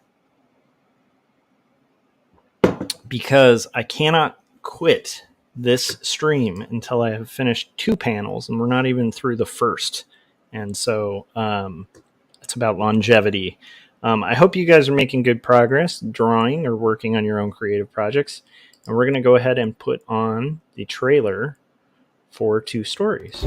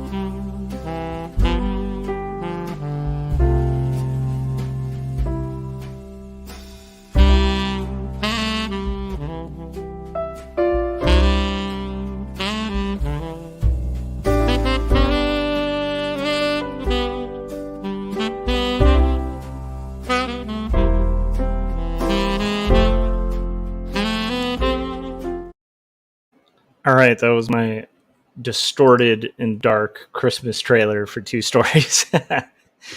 Anytime I promote my stuff, I want to set the tone. Like if I'm selling Jacob's Apartment, my book, I want to make sure people are aware it's a doomed romance. I don't want them going in feeling like this is going to be a fun story. Same with 2 Stories. I'm pretty open about the fact this is a book that deals with like really heavy topics. So it's not going to be like your light Sunday read. And that I feel like it's important to be kind of ahead on that. I don't want to like crush people for no reason. As a writer, I feel like that's kind of lame. If you're like, it's a fun loving, great story, and then people read it and it's just like, just gut punches the whole time. So I'd rather people know like these are heavy books. Even though Jacob's Apartment, very quick read, it's not a lighthearted topic. And 2 Stories is definitely diving into deeper topics. I will say this book that I'm working on, Not Death But Love, The Strange Supernatural Story of Elizabeth Barrett Browning, while dealing with intrigue and stuff like that, is actually a pretty fun story. And so I will tell you that like this book, while it gets into a lot of depth and meaning, it also will leave you with a smile or move or at least with beauty, which is kind of a fun thing. So let's continue working on this panel. Well, it will in theory if I can finish these freaking panels, right? All right, let's get working. Now, many efforts were made to try to fix this misinformation. BioLogos got engaged with a number of things. Here was a blog from Deb Harzma, Curtis Chang, pastor, really trying to put out words there about how we could be sure that people of faith understood where a spiritual perspective might take you with wrestling with these issues about vaccines and masks and other things. BioLogos putting forward a recommendation, love your neighbor, get the shot, making the point that it's not just about you. It's about the people you're interacting with, some of whom are immunodeficient and who can't take the vaccine because it won't work for them. So it's up to you to try to be sure they don't get exposed. And I think that made some difference, but I don't know that I would say it was a huge change in the way things are. Articles like this pointing out pushback to vaccines stubbornly high amongst which group? White evangelicals. How did this happen? I gotta say, I didn't see this coming. I'm the kind of guy that thought, if you get the science right and you put the information in front of people, and they'll look at it and they'll go, okay, that's what we need to do. And that was hopelessly naive. And it was naive before COVID, but it woke my eyes up to it by seeing this happen in this situation. See, I was a Cartesian. I kind of went along with Rene Descartes here, that it's all rationality. I think, therefore I am. Show me rational evidence and I'll know what to do. David Hume had a different view. My friend David Brooks is fond of saying, in the Super Bowl of philosophy, David Hume absolutely knocked Rene Descartes out of the stadium. Look at yourself, look at ourselves in the mirror, Yeah, we'd like to think you're a rational actor, but reason in many ways is a slave of the passions. Maybe I like. By the way, that's a really like David Hume is not that off. I often notice this about myself that I will make the mistake quite often of assuming people are rational actors, and so making the same kind of assumption that he's talking about, where I'm like, hey, if this makes rational sense, of course somebody's going to pick like a rational decision. And man, in my lifetime, especially in the last like decade, I have just been utterly reminded that not everybody's a rational actor. People are driven by things way beyond rationality, and sometimes to a fault. So, yeah. Anyhow, it's interesting. It's a good quote. Let's continue. Like Pascal a little better here. Of course, he said it in French. The heart has its reasons, which reason knows not of. Do you recognize that in yourself? When information comes at you that you want to try to evaluate, do you really think you're completely objective in taking it on board? Or does your heart already have an opinion about what the answer ought to be? And if that new information is, synergistic with that, it's like, bring it on. And if it's not, like, I don't know about this source. So we're all there. I'm there. I am no longer able to claim this purest rational behavior because I know it's not true of me either.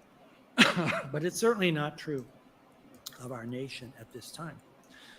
And others have written about this, and this is not a new revelation, really. If you want to read more details from a very impressive social scientist who's dug through this, read Jonathan Haidt's book, The Righteous Mind, While Good People Are Divided by Politics. It's a good book. And Religion.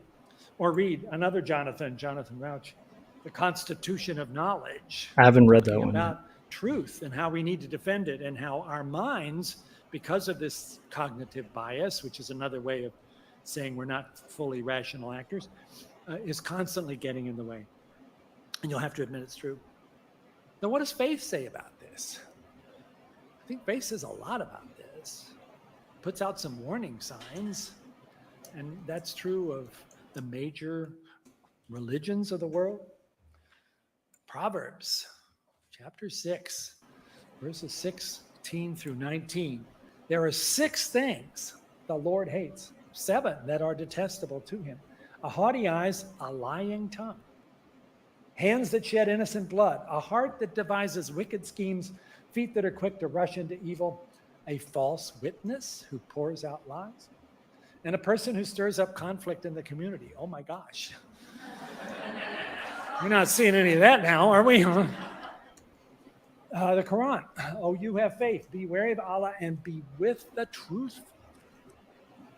Here's the thing. I also admire the fact that he's bringing other belief systems into it too, just to like point out like, hey, this isn't just like a Christian concept, which I appreciate, because sometimes I think that's a fallacy that we make a lot, at least in Christianity, where people will be like, well, if you're not Christian, what's your basis for truth and stuff like that? And it's like, no, there's still like some common ground that we can find in the idea of truth.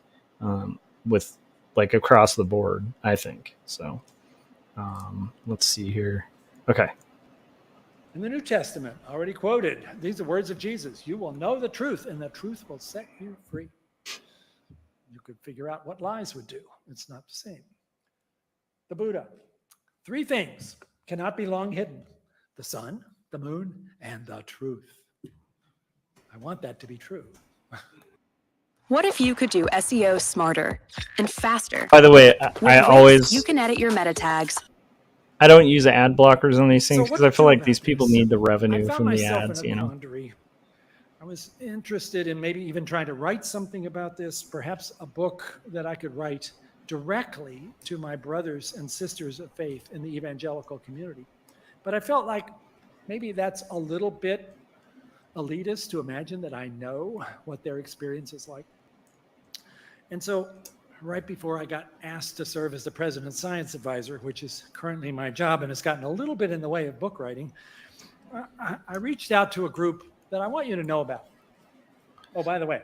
So I also want to just bring up a few things. Like Collins, like worked under Clinton, Bush, Obama, and Trump. Like he's not like a party guy. Just in case somebody's watching this and is like, this crazy leftist, blah, blah, blah. No, it's like this dude does not, he's one of the least partisan people on the planet. Okay, let's continue. It's not just about truth, it's also about trust. Who do you trust? And that's a group called Braver Angels, founded about 6 years ago, intended to bring together what was already seen as an increasingly divisive group of constituencies, people who really didn't want to talk to each other because they knew it would go badly, and having them come together in a moderated setting where it was possible to have a civil discourse and to listen to each other, not just lecture, and also to see whether there are areas for common ground. Braver Angels have been around there, and they've had many discussions on many topics. And I signed up to try to get a better handle on what the views were of people who had a very different perspective than mine about public health. And now I've probably spent 16 to 20 hours in various settings of this sort, with panels really wrestling with the different perspectives that are spread across our country, which you might put forward in the current terminology of reds versus blues. I am not either. I've never registered with a political party. I think of myself as non-partisan, non-political. But when it comes to truth, I'm pretty partisan about that. And so how do I understand this? And one of the people I've gotten to know is this guy.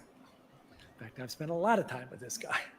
This is Wilk Wilkinson, runs a trucking company in rural Minnesota.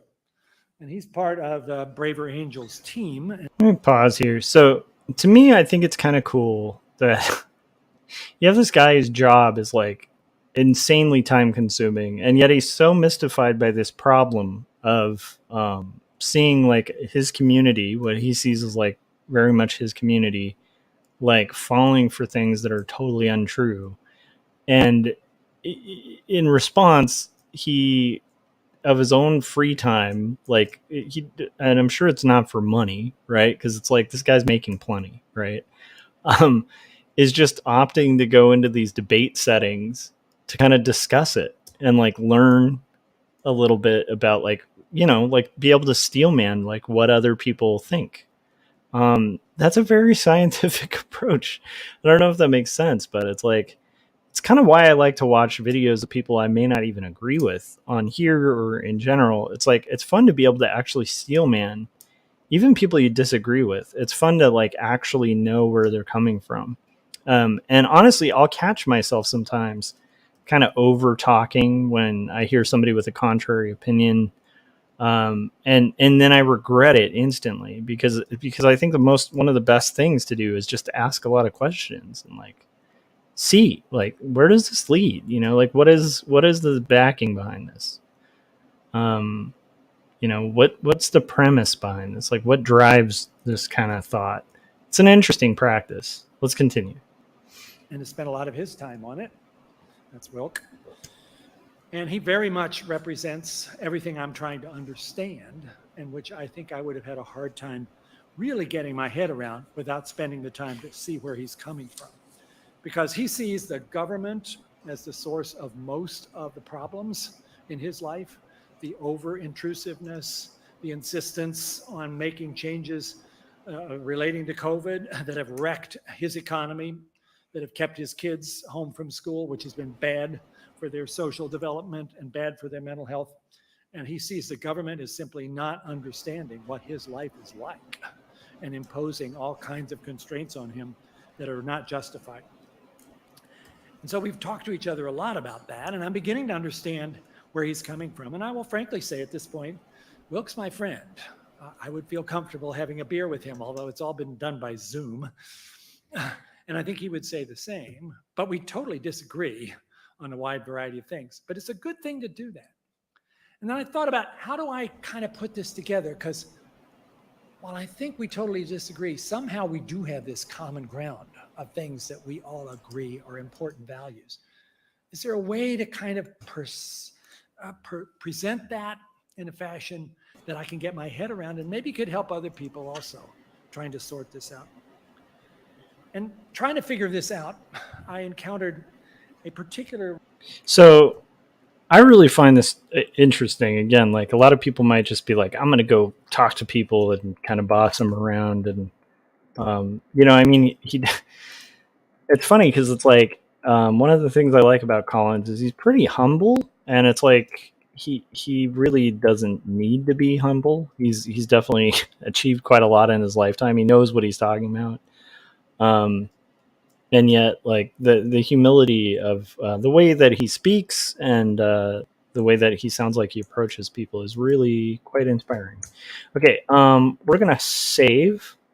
We have finished one panel, you guys, and it is about 1 o'clock, and I have run out of water. So I'm gonna play one more trailer. I know I'm playing a lot of trailers, but I need water. So I'm going to go get some water. We will continue this in just a second. And here is Wordzoid trailer by Jim Lujan. Well, Peter, since I'm such a big music fan, I'm going to have to go with Karen Carpenter. Oh, Stu, I'm sorry. That's the incorrect answer. Trish, what you got for us? I'm going to go with Kim Gordon. All right, let's check that answer. Kim Gordon. Do we have a Kim Gordon? Yes, and that means you're our new Wordzoid champion, Trish. Dale, tell Trish what she's won. Trish, you've won a copy of 2 stories, a memoir of faith and mental illness. Handwritten, hand-drawn, and handed to you by artist and writer Joshua Kemble. But wait, that's not all. You've also won a copy of Jacob's Apartment, the story of a doomed romance. What happens when you take Eternal Sunshine of the Spotless Mind and put it in a blender with Ghost World? You get Jacob's Apartment, written and illustrated by Joshua Kemble. Trish, thank you for playing Wordzoid. All right, great job, Trish. I was told I was going to get a lifetime supply of paper towels. All right, we're back. Welcome. This is my live stream. I'm working on comics, and we're commenting on the video Science, Faith, Trust, and Truth with Francis Collins on the Trinity Forum's YouTube channel. It's pretty informative and interesting, and hopefully whether you agree or disagree with it, it's something to kind of provide a little bit of inspiration for all of us as we're working. I finished toning panel 1, and I'm going to be working on toning panel 2 at minimum, and that should get us done by about 2 a.m., which is the minimum amount of sleep that I need before I go to my day job where I work as an art director. And so, yeah, let's kind of get into this. How is everybody doing, by the way? I had this very brief moment. I did a vlog recently, I guess before we get back to the video, where I was talking about like kind of healthy comparison versus unhealthy comparison. And I have pretty much in my life gotten to a point as an artist where I can have pretty healthy comparison. Like I can look at other people's work. I can see where I stack up in comparison. But also I understand like we're not really in competition with each other. It's like the better people around me do, the better I do. And in general, it's so fun to like see people succeed. And like a really good example of this is like my friend Gary Hodges just recently did D versus M. And it is like a really cool, it's just amazing. You created the 3rd issue of it. And it is an incredible piece of work. Like it was interesting because I had this moment after reading it of feeling like really honored that I'm able to be friends with Gary because he's so good. Like he's gotten so good, and it's a really entertaining story. It definitely. We'll talk more about it on Artcasters, but it was interesting because I had that immediate moment that I feel happens with a really good story where I lost my analysis at some point. There was just a point in the story where I was just completely in it. And that's really hard for a writer to get into, because we're so used to like writing and creating our own stuff that often when we're viewing stuff, we're going to be viewing it like super analytically. Even stuff we enjoy, you know, where we'll be like kind of dissecting it, being like, this panel was composed in an interesting way. I see why they did this. It's to affect this. And your analytical brain just kicks into action, because it's like, it's almost like if you were a construction worker and, another construction worker and they made a building and they're like, hey, check out my building. Like, you're going to look at the building and be like, that's interesting. You use these frames and this material and whatever other stuff people who know stuff about construction would kind of be paying attention to. But you could almost get into that where you just lose track of the overall building in general just because you're in the industry. And so it's like, it kind of demystifies the impact. But I'm sure that every once in a while, a construction worker comes across like a piece of architecture that's so stunning, right, that it just takes them out of the analytical brain and they can just kind of enjoy it. Like, enjoy it just as a civilian would. And I had that moment with Gary's work. But what was interesting was I did a video on unhealthy versus healthy comparison, because I got hit with one thing that I haven't in a long time. I'm generally not like a person who looks at other people and compares. But the one thing that hit me was the time. Because I when I finished Gary's book, I saw the page count, right? And it's like 120 something pages. And then I looked at my page count and I was like, I'm at like page 74. And I had this brief moment of just feeling like an utter failure. And, so I caught myself when I felt that. I was like, it's kind of a dumb thing, because we're all on our own journey. We all have different processes. We all work at different speeds, that kind of stuff. But it was interesting, and that's kind of why I did that video, because I was like, I think it's important to talk about that, because I think a lot of young artists, especially if they're like me, I was a really competitive young man. Like, when I was, especially in my 20s, I was very like, I wanted to be the best. And of course, I wasn't going to be the best, but there was something about it that drove me, like this desire to kind of succeed and excel and do better. And it, I learned after a while that, like, obviously you do have to do those healthy comparisons where you're like looking at, your drawings and are you improving? Is what you're making of quality? But there's also a big part of it that, like, the reason you're doing that should be for self-improvement, to like make yourself better, to level up, to get better at drawing, to make a great piece of art. And there's an extent where like comparison, will lead to like despair, or like I'd like to say disparison. I'm joking. That's not a word. Comparison leads to disparison. Anyhow, so it was an interesting moment of like, and I'm sure you guys will get there too. If anybody here has worked on like a long project, you might know there's like this ebb and flow, and it gets a little easier the further you get. Like, this is my third graphic novel. And, to some people that's a lot. To a lot of people that's just like, only 3, But each graphic novel, there's like this midpoint where you're like fighting the desire. Like, it just gets really tedious, and not in a bad way. Not where I'm like not enjoying the work. It's just like so easy to get downtrodden at the midpoint. Because you put in so much effort to kind of get, so far, but it's like, it feels like not that far for the amount of time put in. And that can be really, like hard to, it can be hard to keep up momentum or keep inspiration going. Like when, like everybody else, we're all kind of dealing with life challenges to be able to make this stuff happen. Like, I have a full-time job that's pretty demanding. It's a job I love, but it's, it's an art director position that comes with a lot of responsibility and a lot of like deadlines and a lot of stress and all sorts of stuff like that. That just happens. Like, it's just part of being in a creative team. And I have a long commute, and I have a family. I have all these things that, vie for my attention, and justifiably so. They're all things that deserve my attention. But then when you're kind of spending every waking free moment, on art, and, like especially a graphic novel, that halfway point gets pretty hard, because the halfway point you get, again, I don't get this as bad as I did like the first book. The second graphic novel, I definitely didn't get this as bad. The third one, I haven't gotten this nearly as bad. I think that thought that I had was the first time I had any sort of doubt or,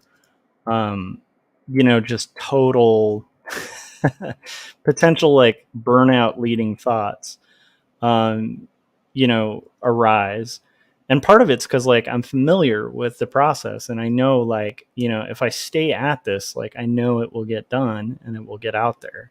Like it always has, and it will, like that's just the long labor of doing this thing. But it was just an interesting thing to observe, and I thought was important to kind of talk about. Where it's like when you're working on these big long form projects, don't be surprised if you get hit by that kind of stuff. Now, if you don't, like, you're probably a better, more grounded person than I am. But I've been surprised by how quickly that just kind of came up, and I was like, wow, that's crazy. I thought I was past that kind of thought. And again, it wasn't a lasting thought, but it's just the fact that like those thoughts occasionally still kick in.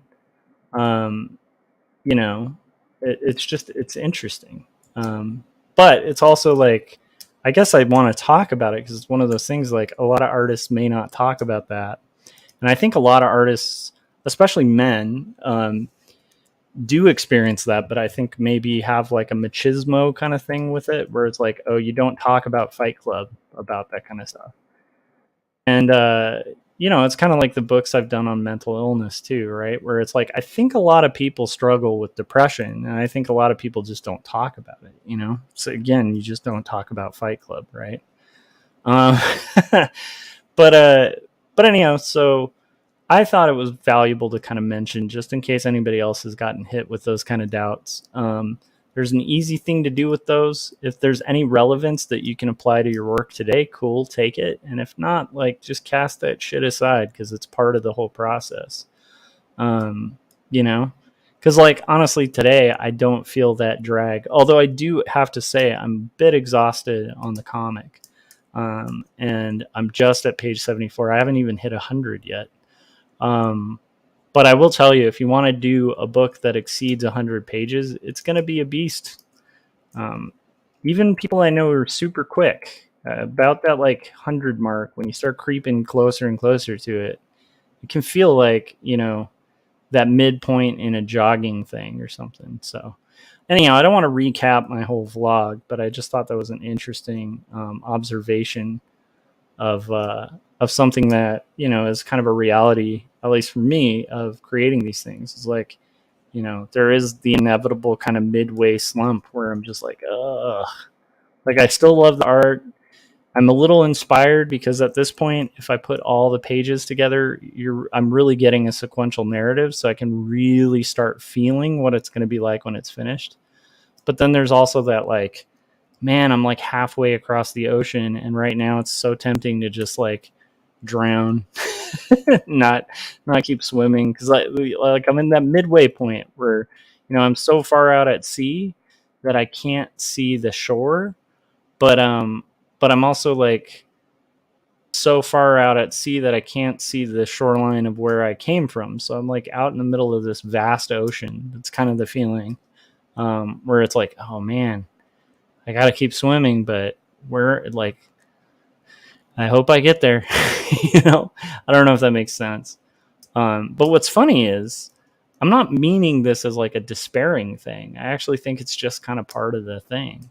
And maybe not for everyone. I envy somebody if they don't have that that struggle. But for me, that is an inevitable part of taking on a graphic novel. There's a certain amount of like soul you're pouring into these things too, and so it's like that that kind of fight between doing something you need to do, doing something that you've really taken the time to make sure that it's good, and also like fighting the like, am I just a tree in the forest that doesn't make any sounds? Am I looking like avoiding the overly looking at my previous book's sales numbers and getting downtrodden because I'm like, man, nobody wants to buy indie comics, you know? I don't want to sound like a bummer either, because it's like these are just realities. But I don't think they mean despair. I don't think they mean despair. And I remember, I don't know, it was a couple of years back, or maybe like a year ago or something. I had to go to therapy, and it was actually really helpful.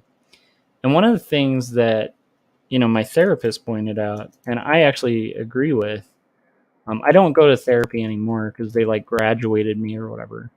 But one of the things my therapist pointed out was one of my problems is that I have trouble accepting that I've arrived. So like you can get so kind of stuck on like a journey, you know, like for me right now, it's like the third book. That's the thing. The third book. I got to get the third book done. And my personality will just completely disregard the fact that I've completed 2 full graphic novels. It's like, so I'm promoting them all the time and stuff like that, but I'm never really stopping and going like, hey, that was pretty cool. Instead, I'm like moving forward and I'm like, I'm still at that halfway point of non-arrival. I did a video on that too called On Arrival, which is you're kind of there. Like, you know, it's like if I think about it, you know, I have the career that I would, you know, like, that a lot of, you know, creatives would really desire. You know, I have some books out.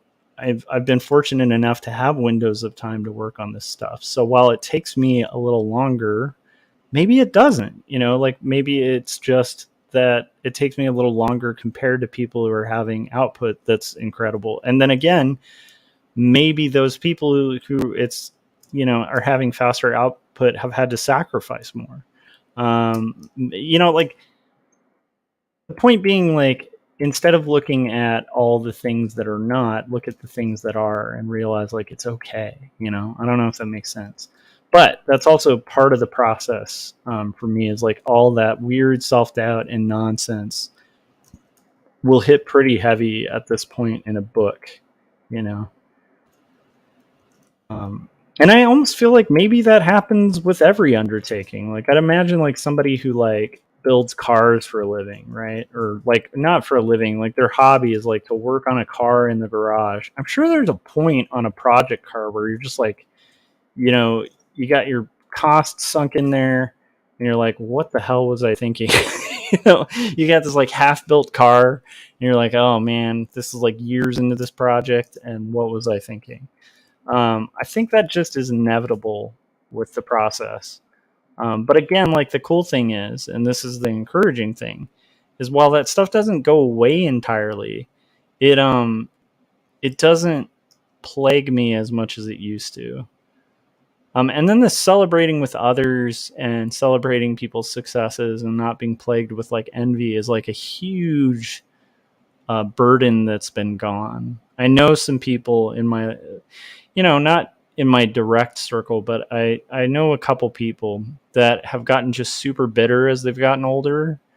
And they're sort of just looking at everything they don't have or everything that's wrong.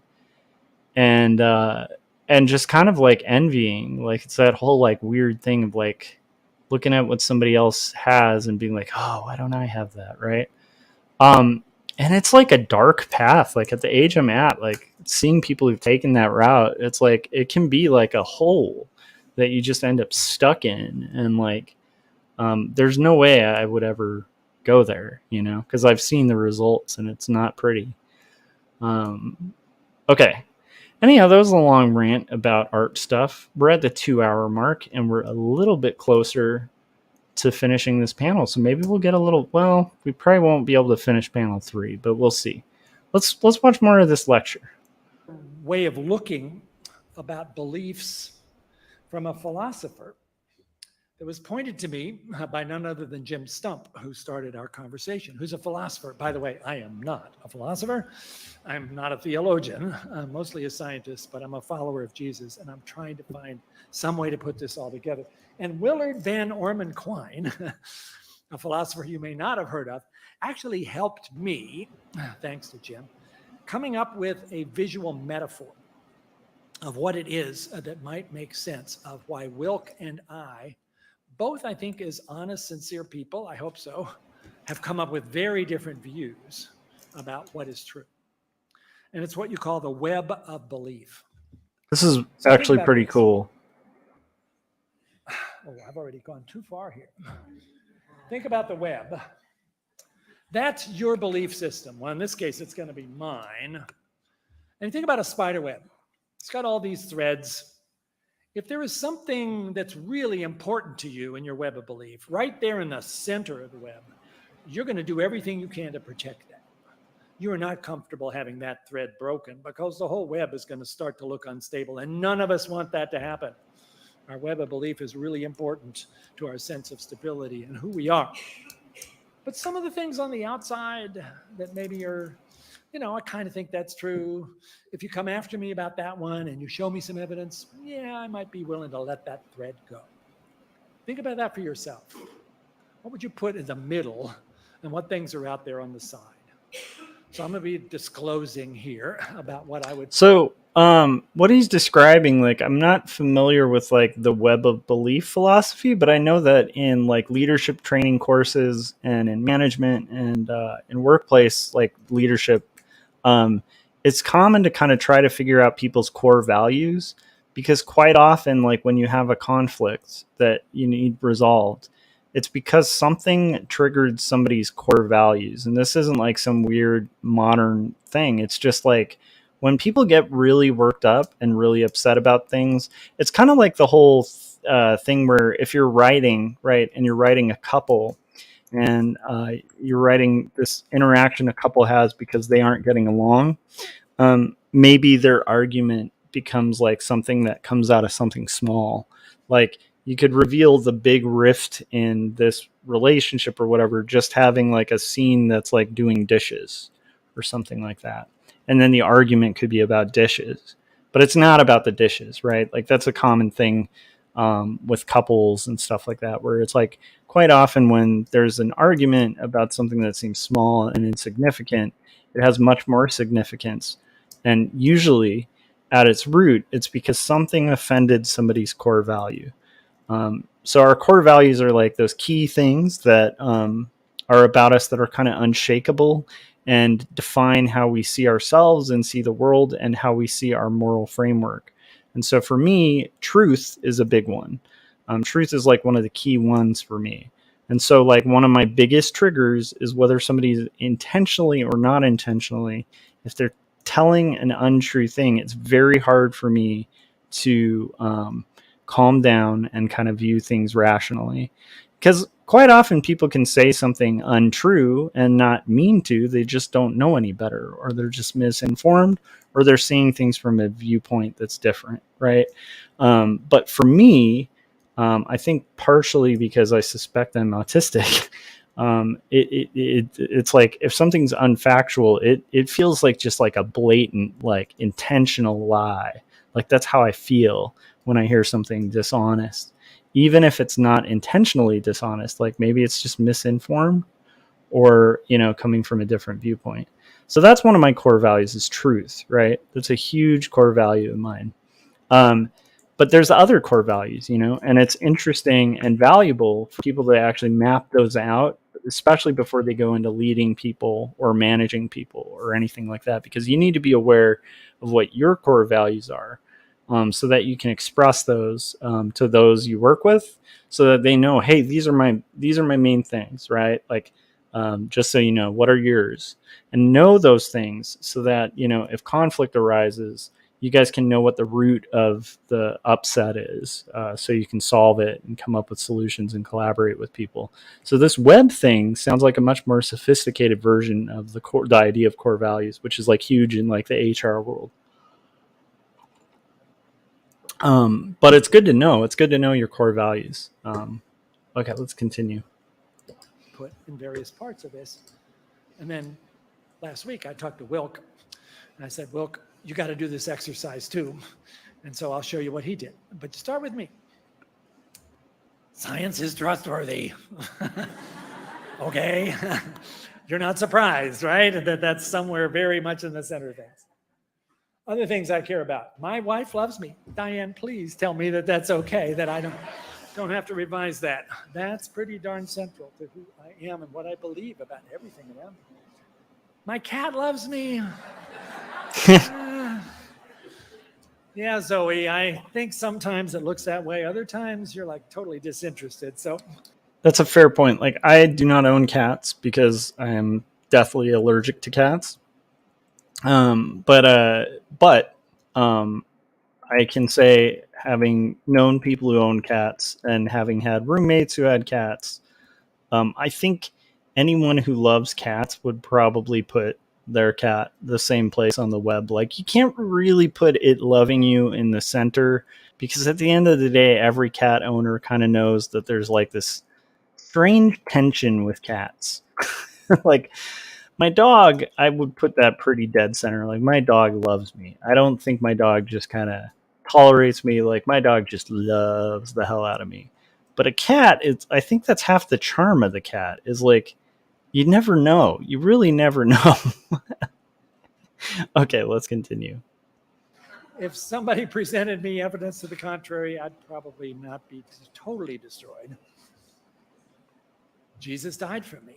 That is such a central part of who I am, that if you're going to try to argue against that, if you're going to tell me the bones of Jesus have been found in a crypt somewhere in Israel, I'm going to have a really hard bunch of questions to ask you about that.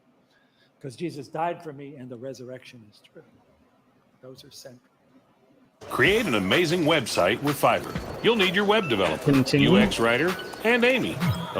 Maybe I should get an ad blocker. I don't know. When you get to some of these theological arguments, are you a premillennialist or a postmillennialist?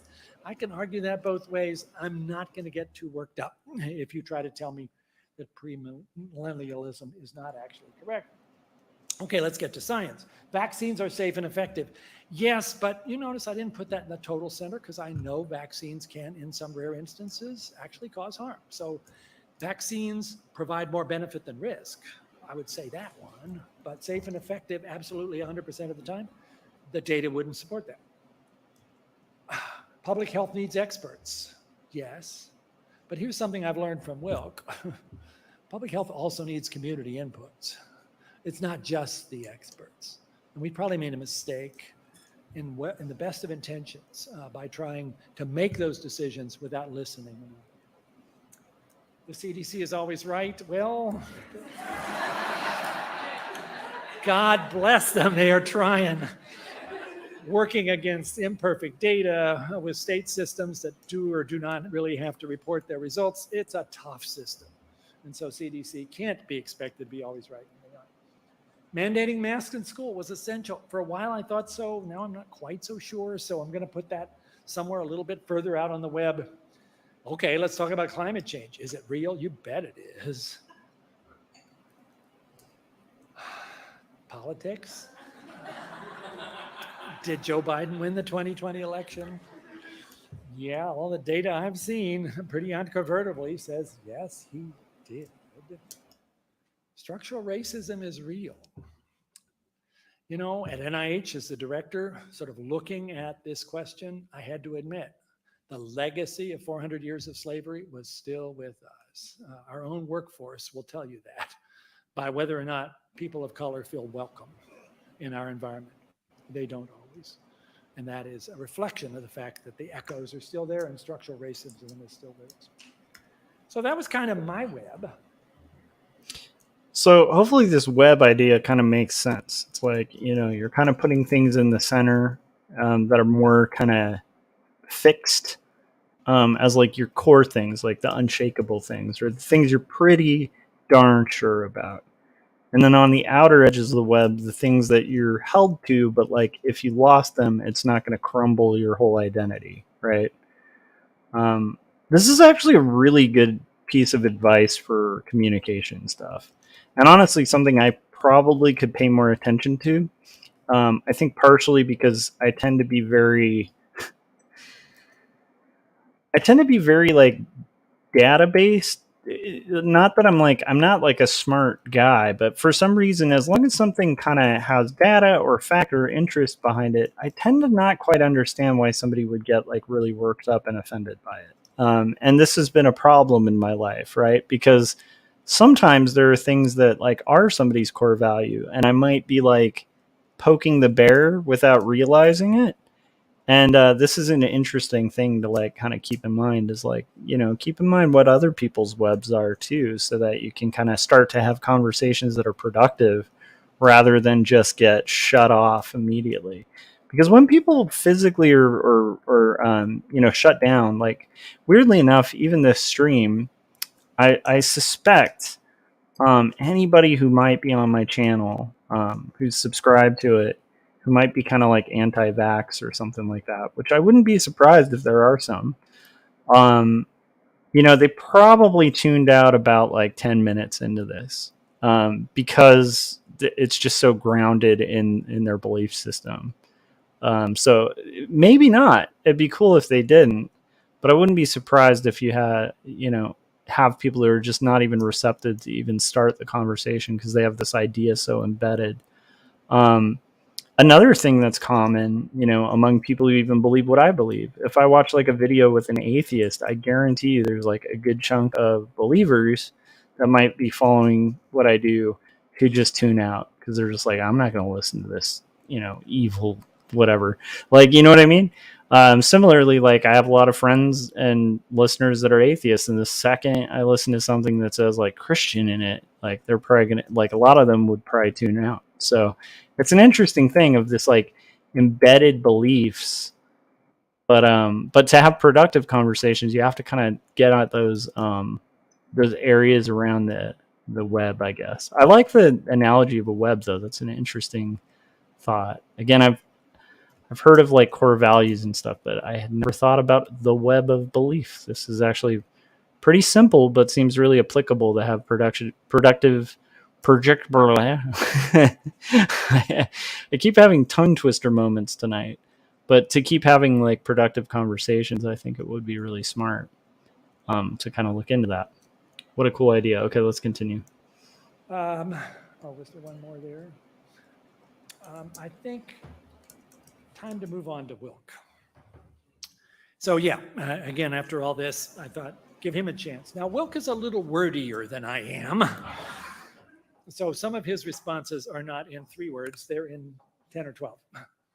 His number 1, government's first and primary duty is to protect the individual from undue force and fraud, not run their lives. And he feels that passionately, and that's right near the center of his web. And he will tell you that in every conversation. And at first I was put off by that, but now I get it. That's how he feels. That's been his experience. His wife loves him too. He believes he's instilling the correct values in his children, but he doesn't put that all the way at the center because he's not absolutely sure. He's also a very serious Christian who believes in the resurrection and who feels Jesus died for him. We have that in common. And he believes God created all things and is ultimately in control of all things, although we haven't really resolved where he is as far as origins and the age of the universe. Some vaccines are safe and effective. He will admit that. He got vaccinated himself, somewhat reluctantly, but mandates are unacceptable. Government intrusion into the medical relationship between physicians and patients has very damaging ramifications. Again, government, he sees constantly jumping into a place where it doesn't belong. Billionaire Ray Dalio believes in 3 simple words: cash is trash. So where might be a better option for you to... Okay. The government's response to the pandemic will go down as one of the most damaging mistakes in U.S. history, given its social, economic, and mental health consequences. Now, you're probably wondering, how do you talk to this guy? Because I understand where he's coming from, because I've spent 10 or 12 hours with him, and I can see through the lenses that he has in front of him why this has been the truth of his circumstance. Manning masks was ineffective and inappropriate, especially of children. He does think climate change is real, but whether it's caused by man's activity is debatable, but destroying the economy to combat it is unacceptable. So we disagree profoundly on whether it's real and whether humans are part of it, but notice it's right out there on the outside of his web. He's not all that sure about that. So we have more conversations to have there. The integrity of the 2020 election, well, he thinks it was damaged by media, social and mainstream. He's on the fence about whether he believes the outcome or not. In terms of systemic racism, well, first of all, critical race theory, he would say is harmful, this term which is thrown around a lot. But it's not nearly the problem in today's society as many opportunists would have you believe. He doesn't buy the way in which this has gotten so much attention in current climate. And I hope I'm being fair to Wilk here. I would want to be. He might be watching this. So Wilk, I got it. I think I understand this. So, okay, is it hopeless then? For this guy and me, we are just a little snapshot here in the area of public health and a few other things about why we're so divided. Can we find? So to me, this is really fascinating because I think that one of the best things anybody can do if they're curious about like why somebody would think something is like steelman another person's position. So like take their belief and try to think of the best argument you could. Maybe even like, again, like read up on it or watch a debate or whatever. See what the best argument, the most compelling argument for that thing you disagree with is. Steelman it. And then like you might actually be able to have a more productive conversation with that person. You know, because I think quite often we'll make the mistake of, you know, jumping to the conclusion of like, these people are idiots because they don't agree with me, right? And maybe they are, you know, but in reality, like most people aren't coming to decisions just because, you know, they're dumb. Like there's some sort of emotional driver or something beyond, you know, that's kind of pushing them to their decision.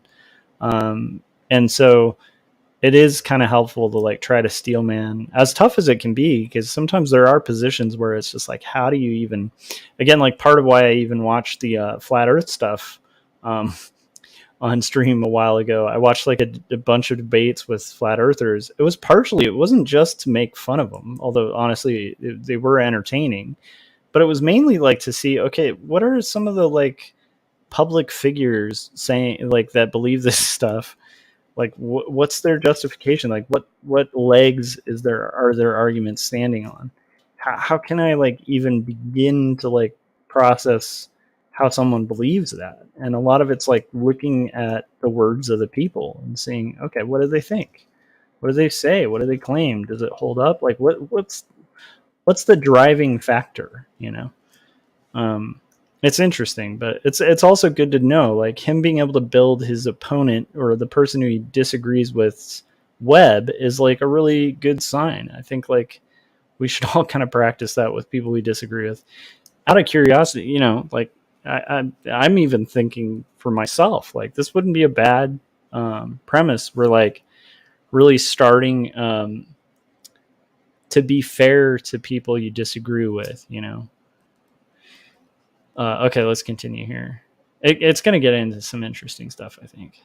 Find common ground. Well, now it's about common ground. But they can't just float free in the air. I'm about to hit you with another visual metaphor here. They have to be anchored to something, right? And we both agree there's way too much hate. Wilk actually runs a podcast called Derate the Hate. I will be his guest on Thursday evening. We'll see how that goes. So yeah, there's something here. So now with much credit to a different grandchild than the one who's here tonight, I have another granddaughter who's an artist. Let's look at this. There's something underneath the webs. It's called values. Values of things like... This is like truth, core values. Beauty, goodness, freedom, faith, family, and love. If I ask Wilk, do you believe in those? Absolutely. Do I believe in those? Absolutely. But they're another layer down. Proverbs actually has this wonderful verse. Wisdom has built her house. She has set it up at 7 pillars. They never tell you what the 7 pillars are. I'm not suggesting that I have the answer, but it is intriguing that you have this little window into that kind of thinking. So our webs are attached to those. We still have those values. We still want to do the right thing. We still believe in love and goodness and beauty and faith and family. And yet my web and Wilk's web might look very different if we could figure out how to get beyond the intense arguments about those things in the web that are based upon trust, based upon different interpretations of social experiences, and back down to the foundations of these pillars of values, then we might have some hope. So to finish, how then do we take this kind of analysis and find hope in dark times? I'm not going to give you easy answers, and I hope we can have a good conversation about other ideas you might have.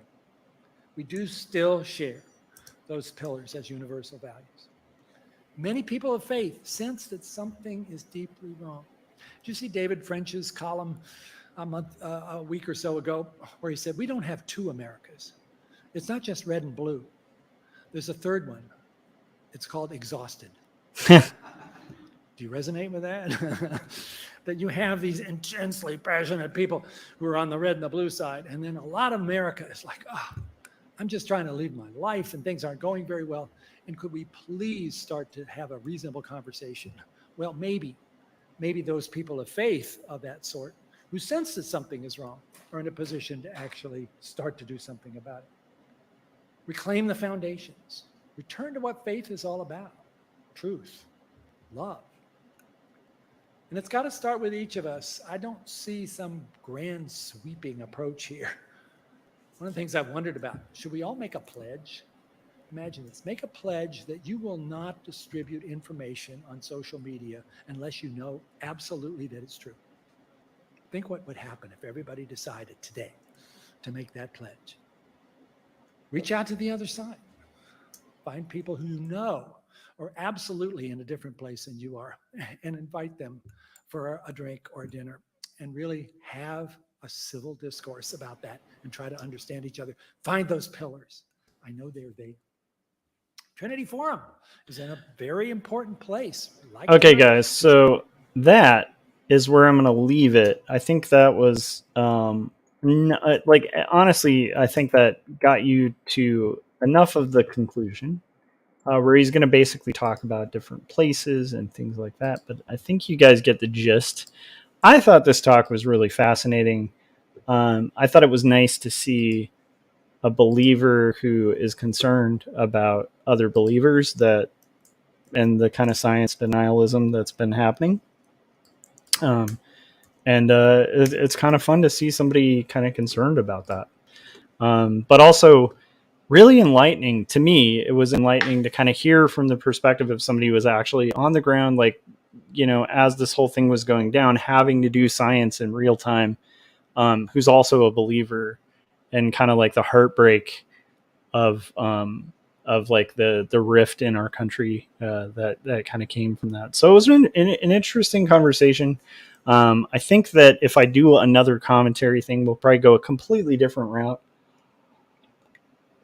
Maybe we'll listen to some people talk meta ethics or something. Or maybe we'll watch videos of turtles. Or maybe we'll just get in a weird conversation. Who knows? But the nice thing about this is you can hit the bell so you get notifications when we're about to go live, so that when we go live and one of these weird topics comes up, or we're just working on art or possibly playing the game of Risk, you can be notified when we're about to go live. If you haven't yet, hit that bell and also hit subscribe if you haven't yet. I noticed an uptick in subscriptions lately, and it's really encouraging. If you have subscribed, thank you. And if you haven't yet, hit that like button. That does a world of good. Hopefully you guys had a really productive day, got your art done, and hopefully this was interesting to you. Let me know in the comments section too. Like, if I am doing content that maybe you feel is really interesting, then or especially when we're doing commentary stuff, if there's stuff that really resonates with you that I bring up on here and you want to see more of, let me know. Because again, like, I'm gonna kind of comment on what I want to, but I definitely will consider the audience as part of that. So let me know in the comments section what your thoughts are on that. And I hope you guys are feeling encouraged on your projects and are continuing to rock and roll. All right, with that, I will see you guys on the next live stream or vlog, and have a good night. Bye.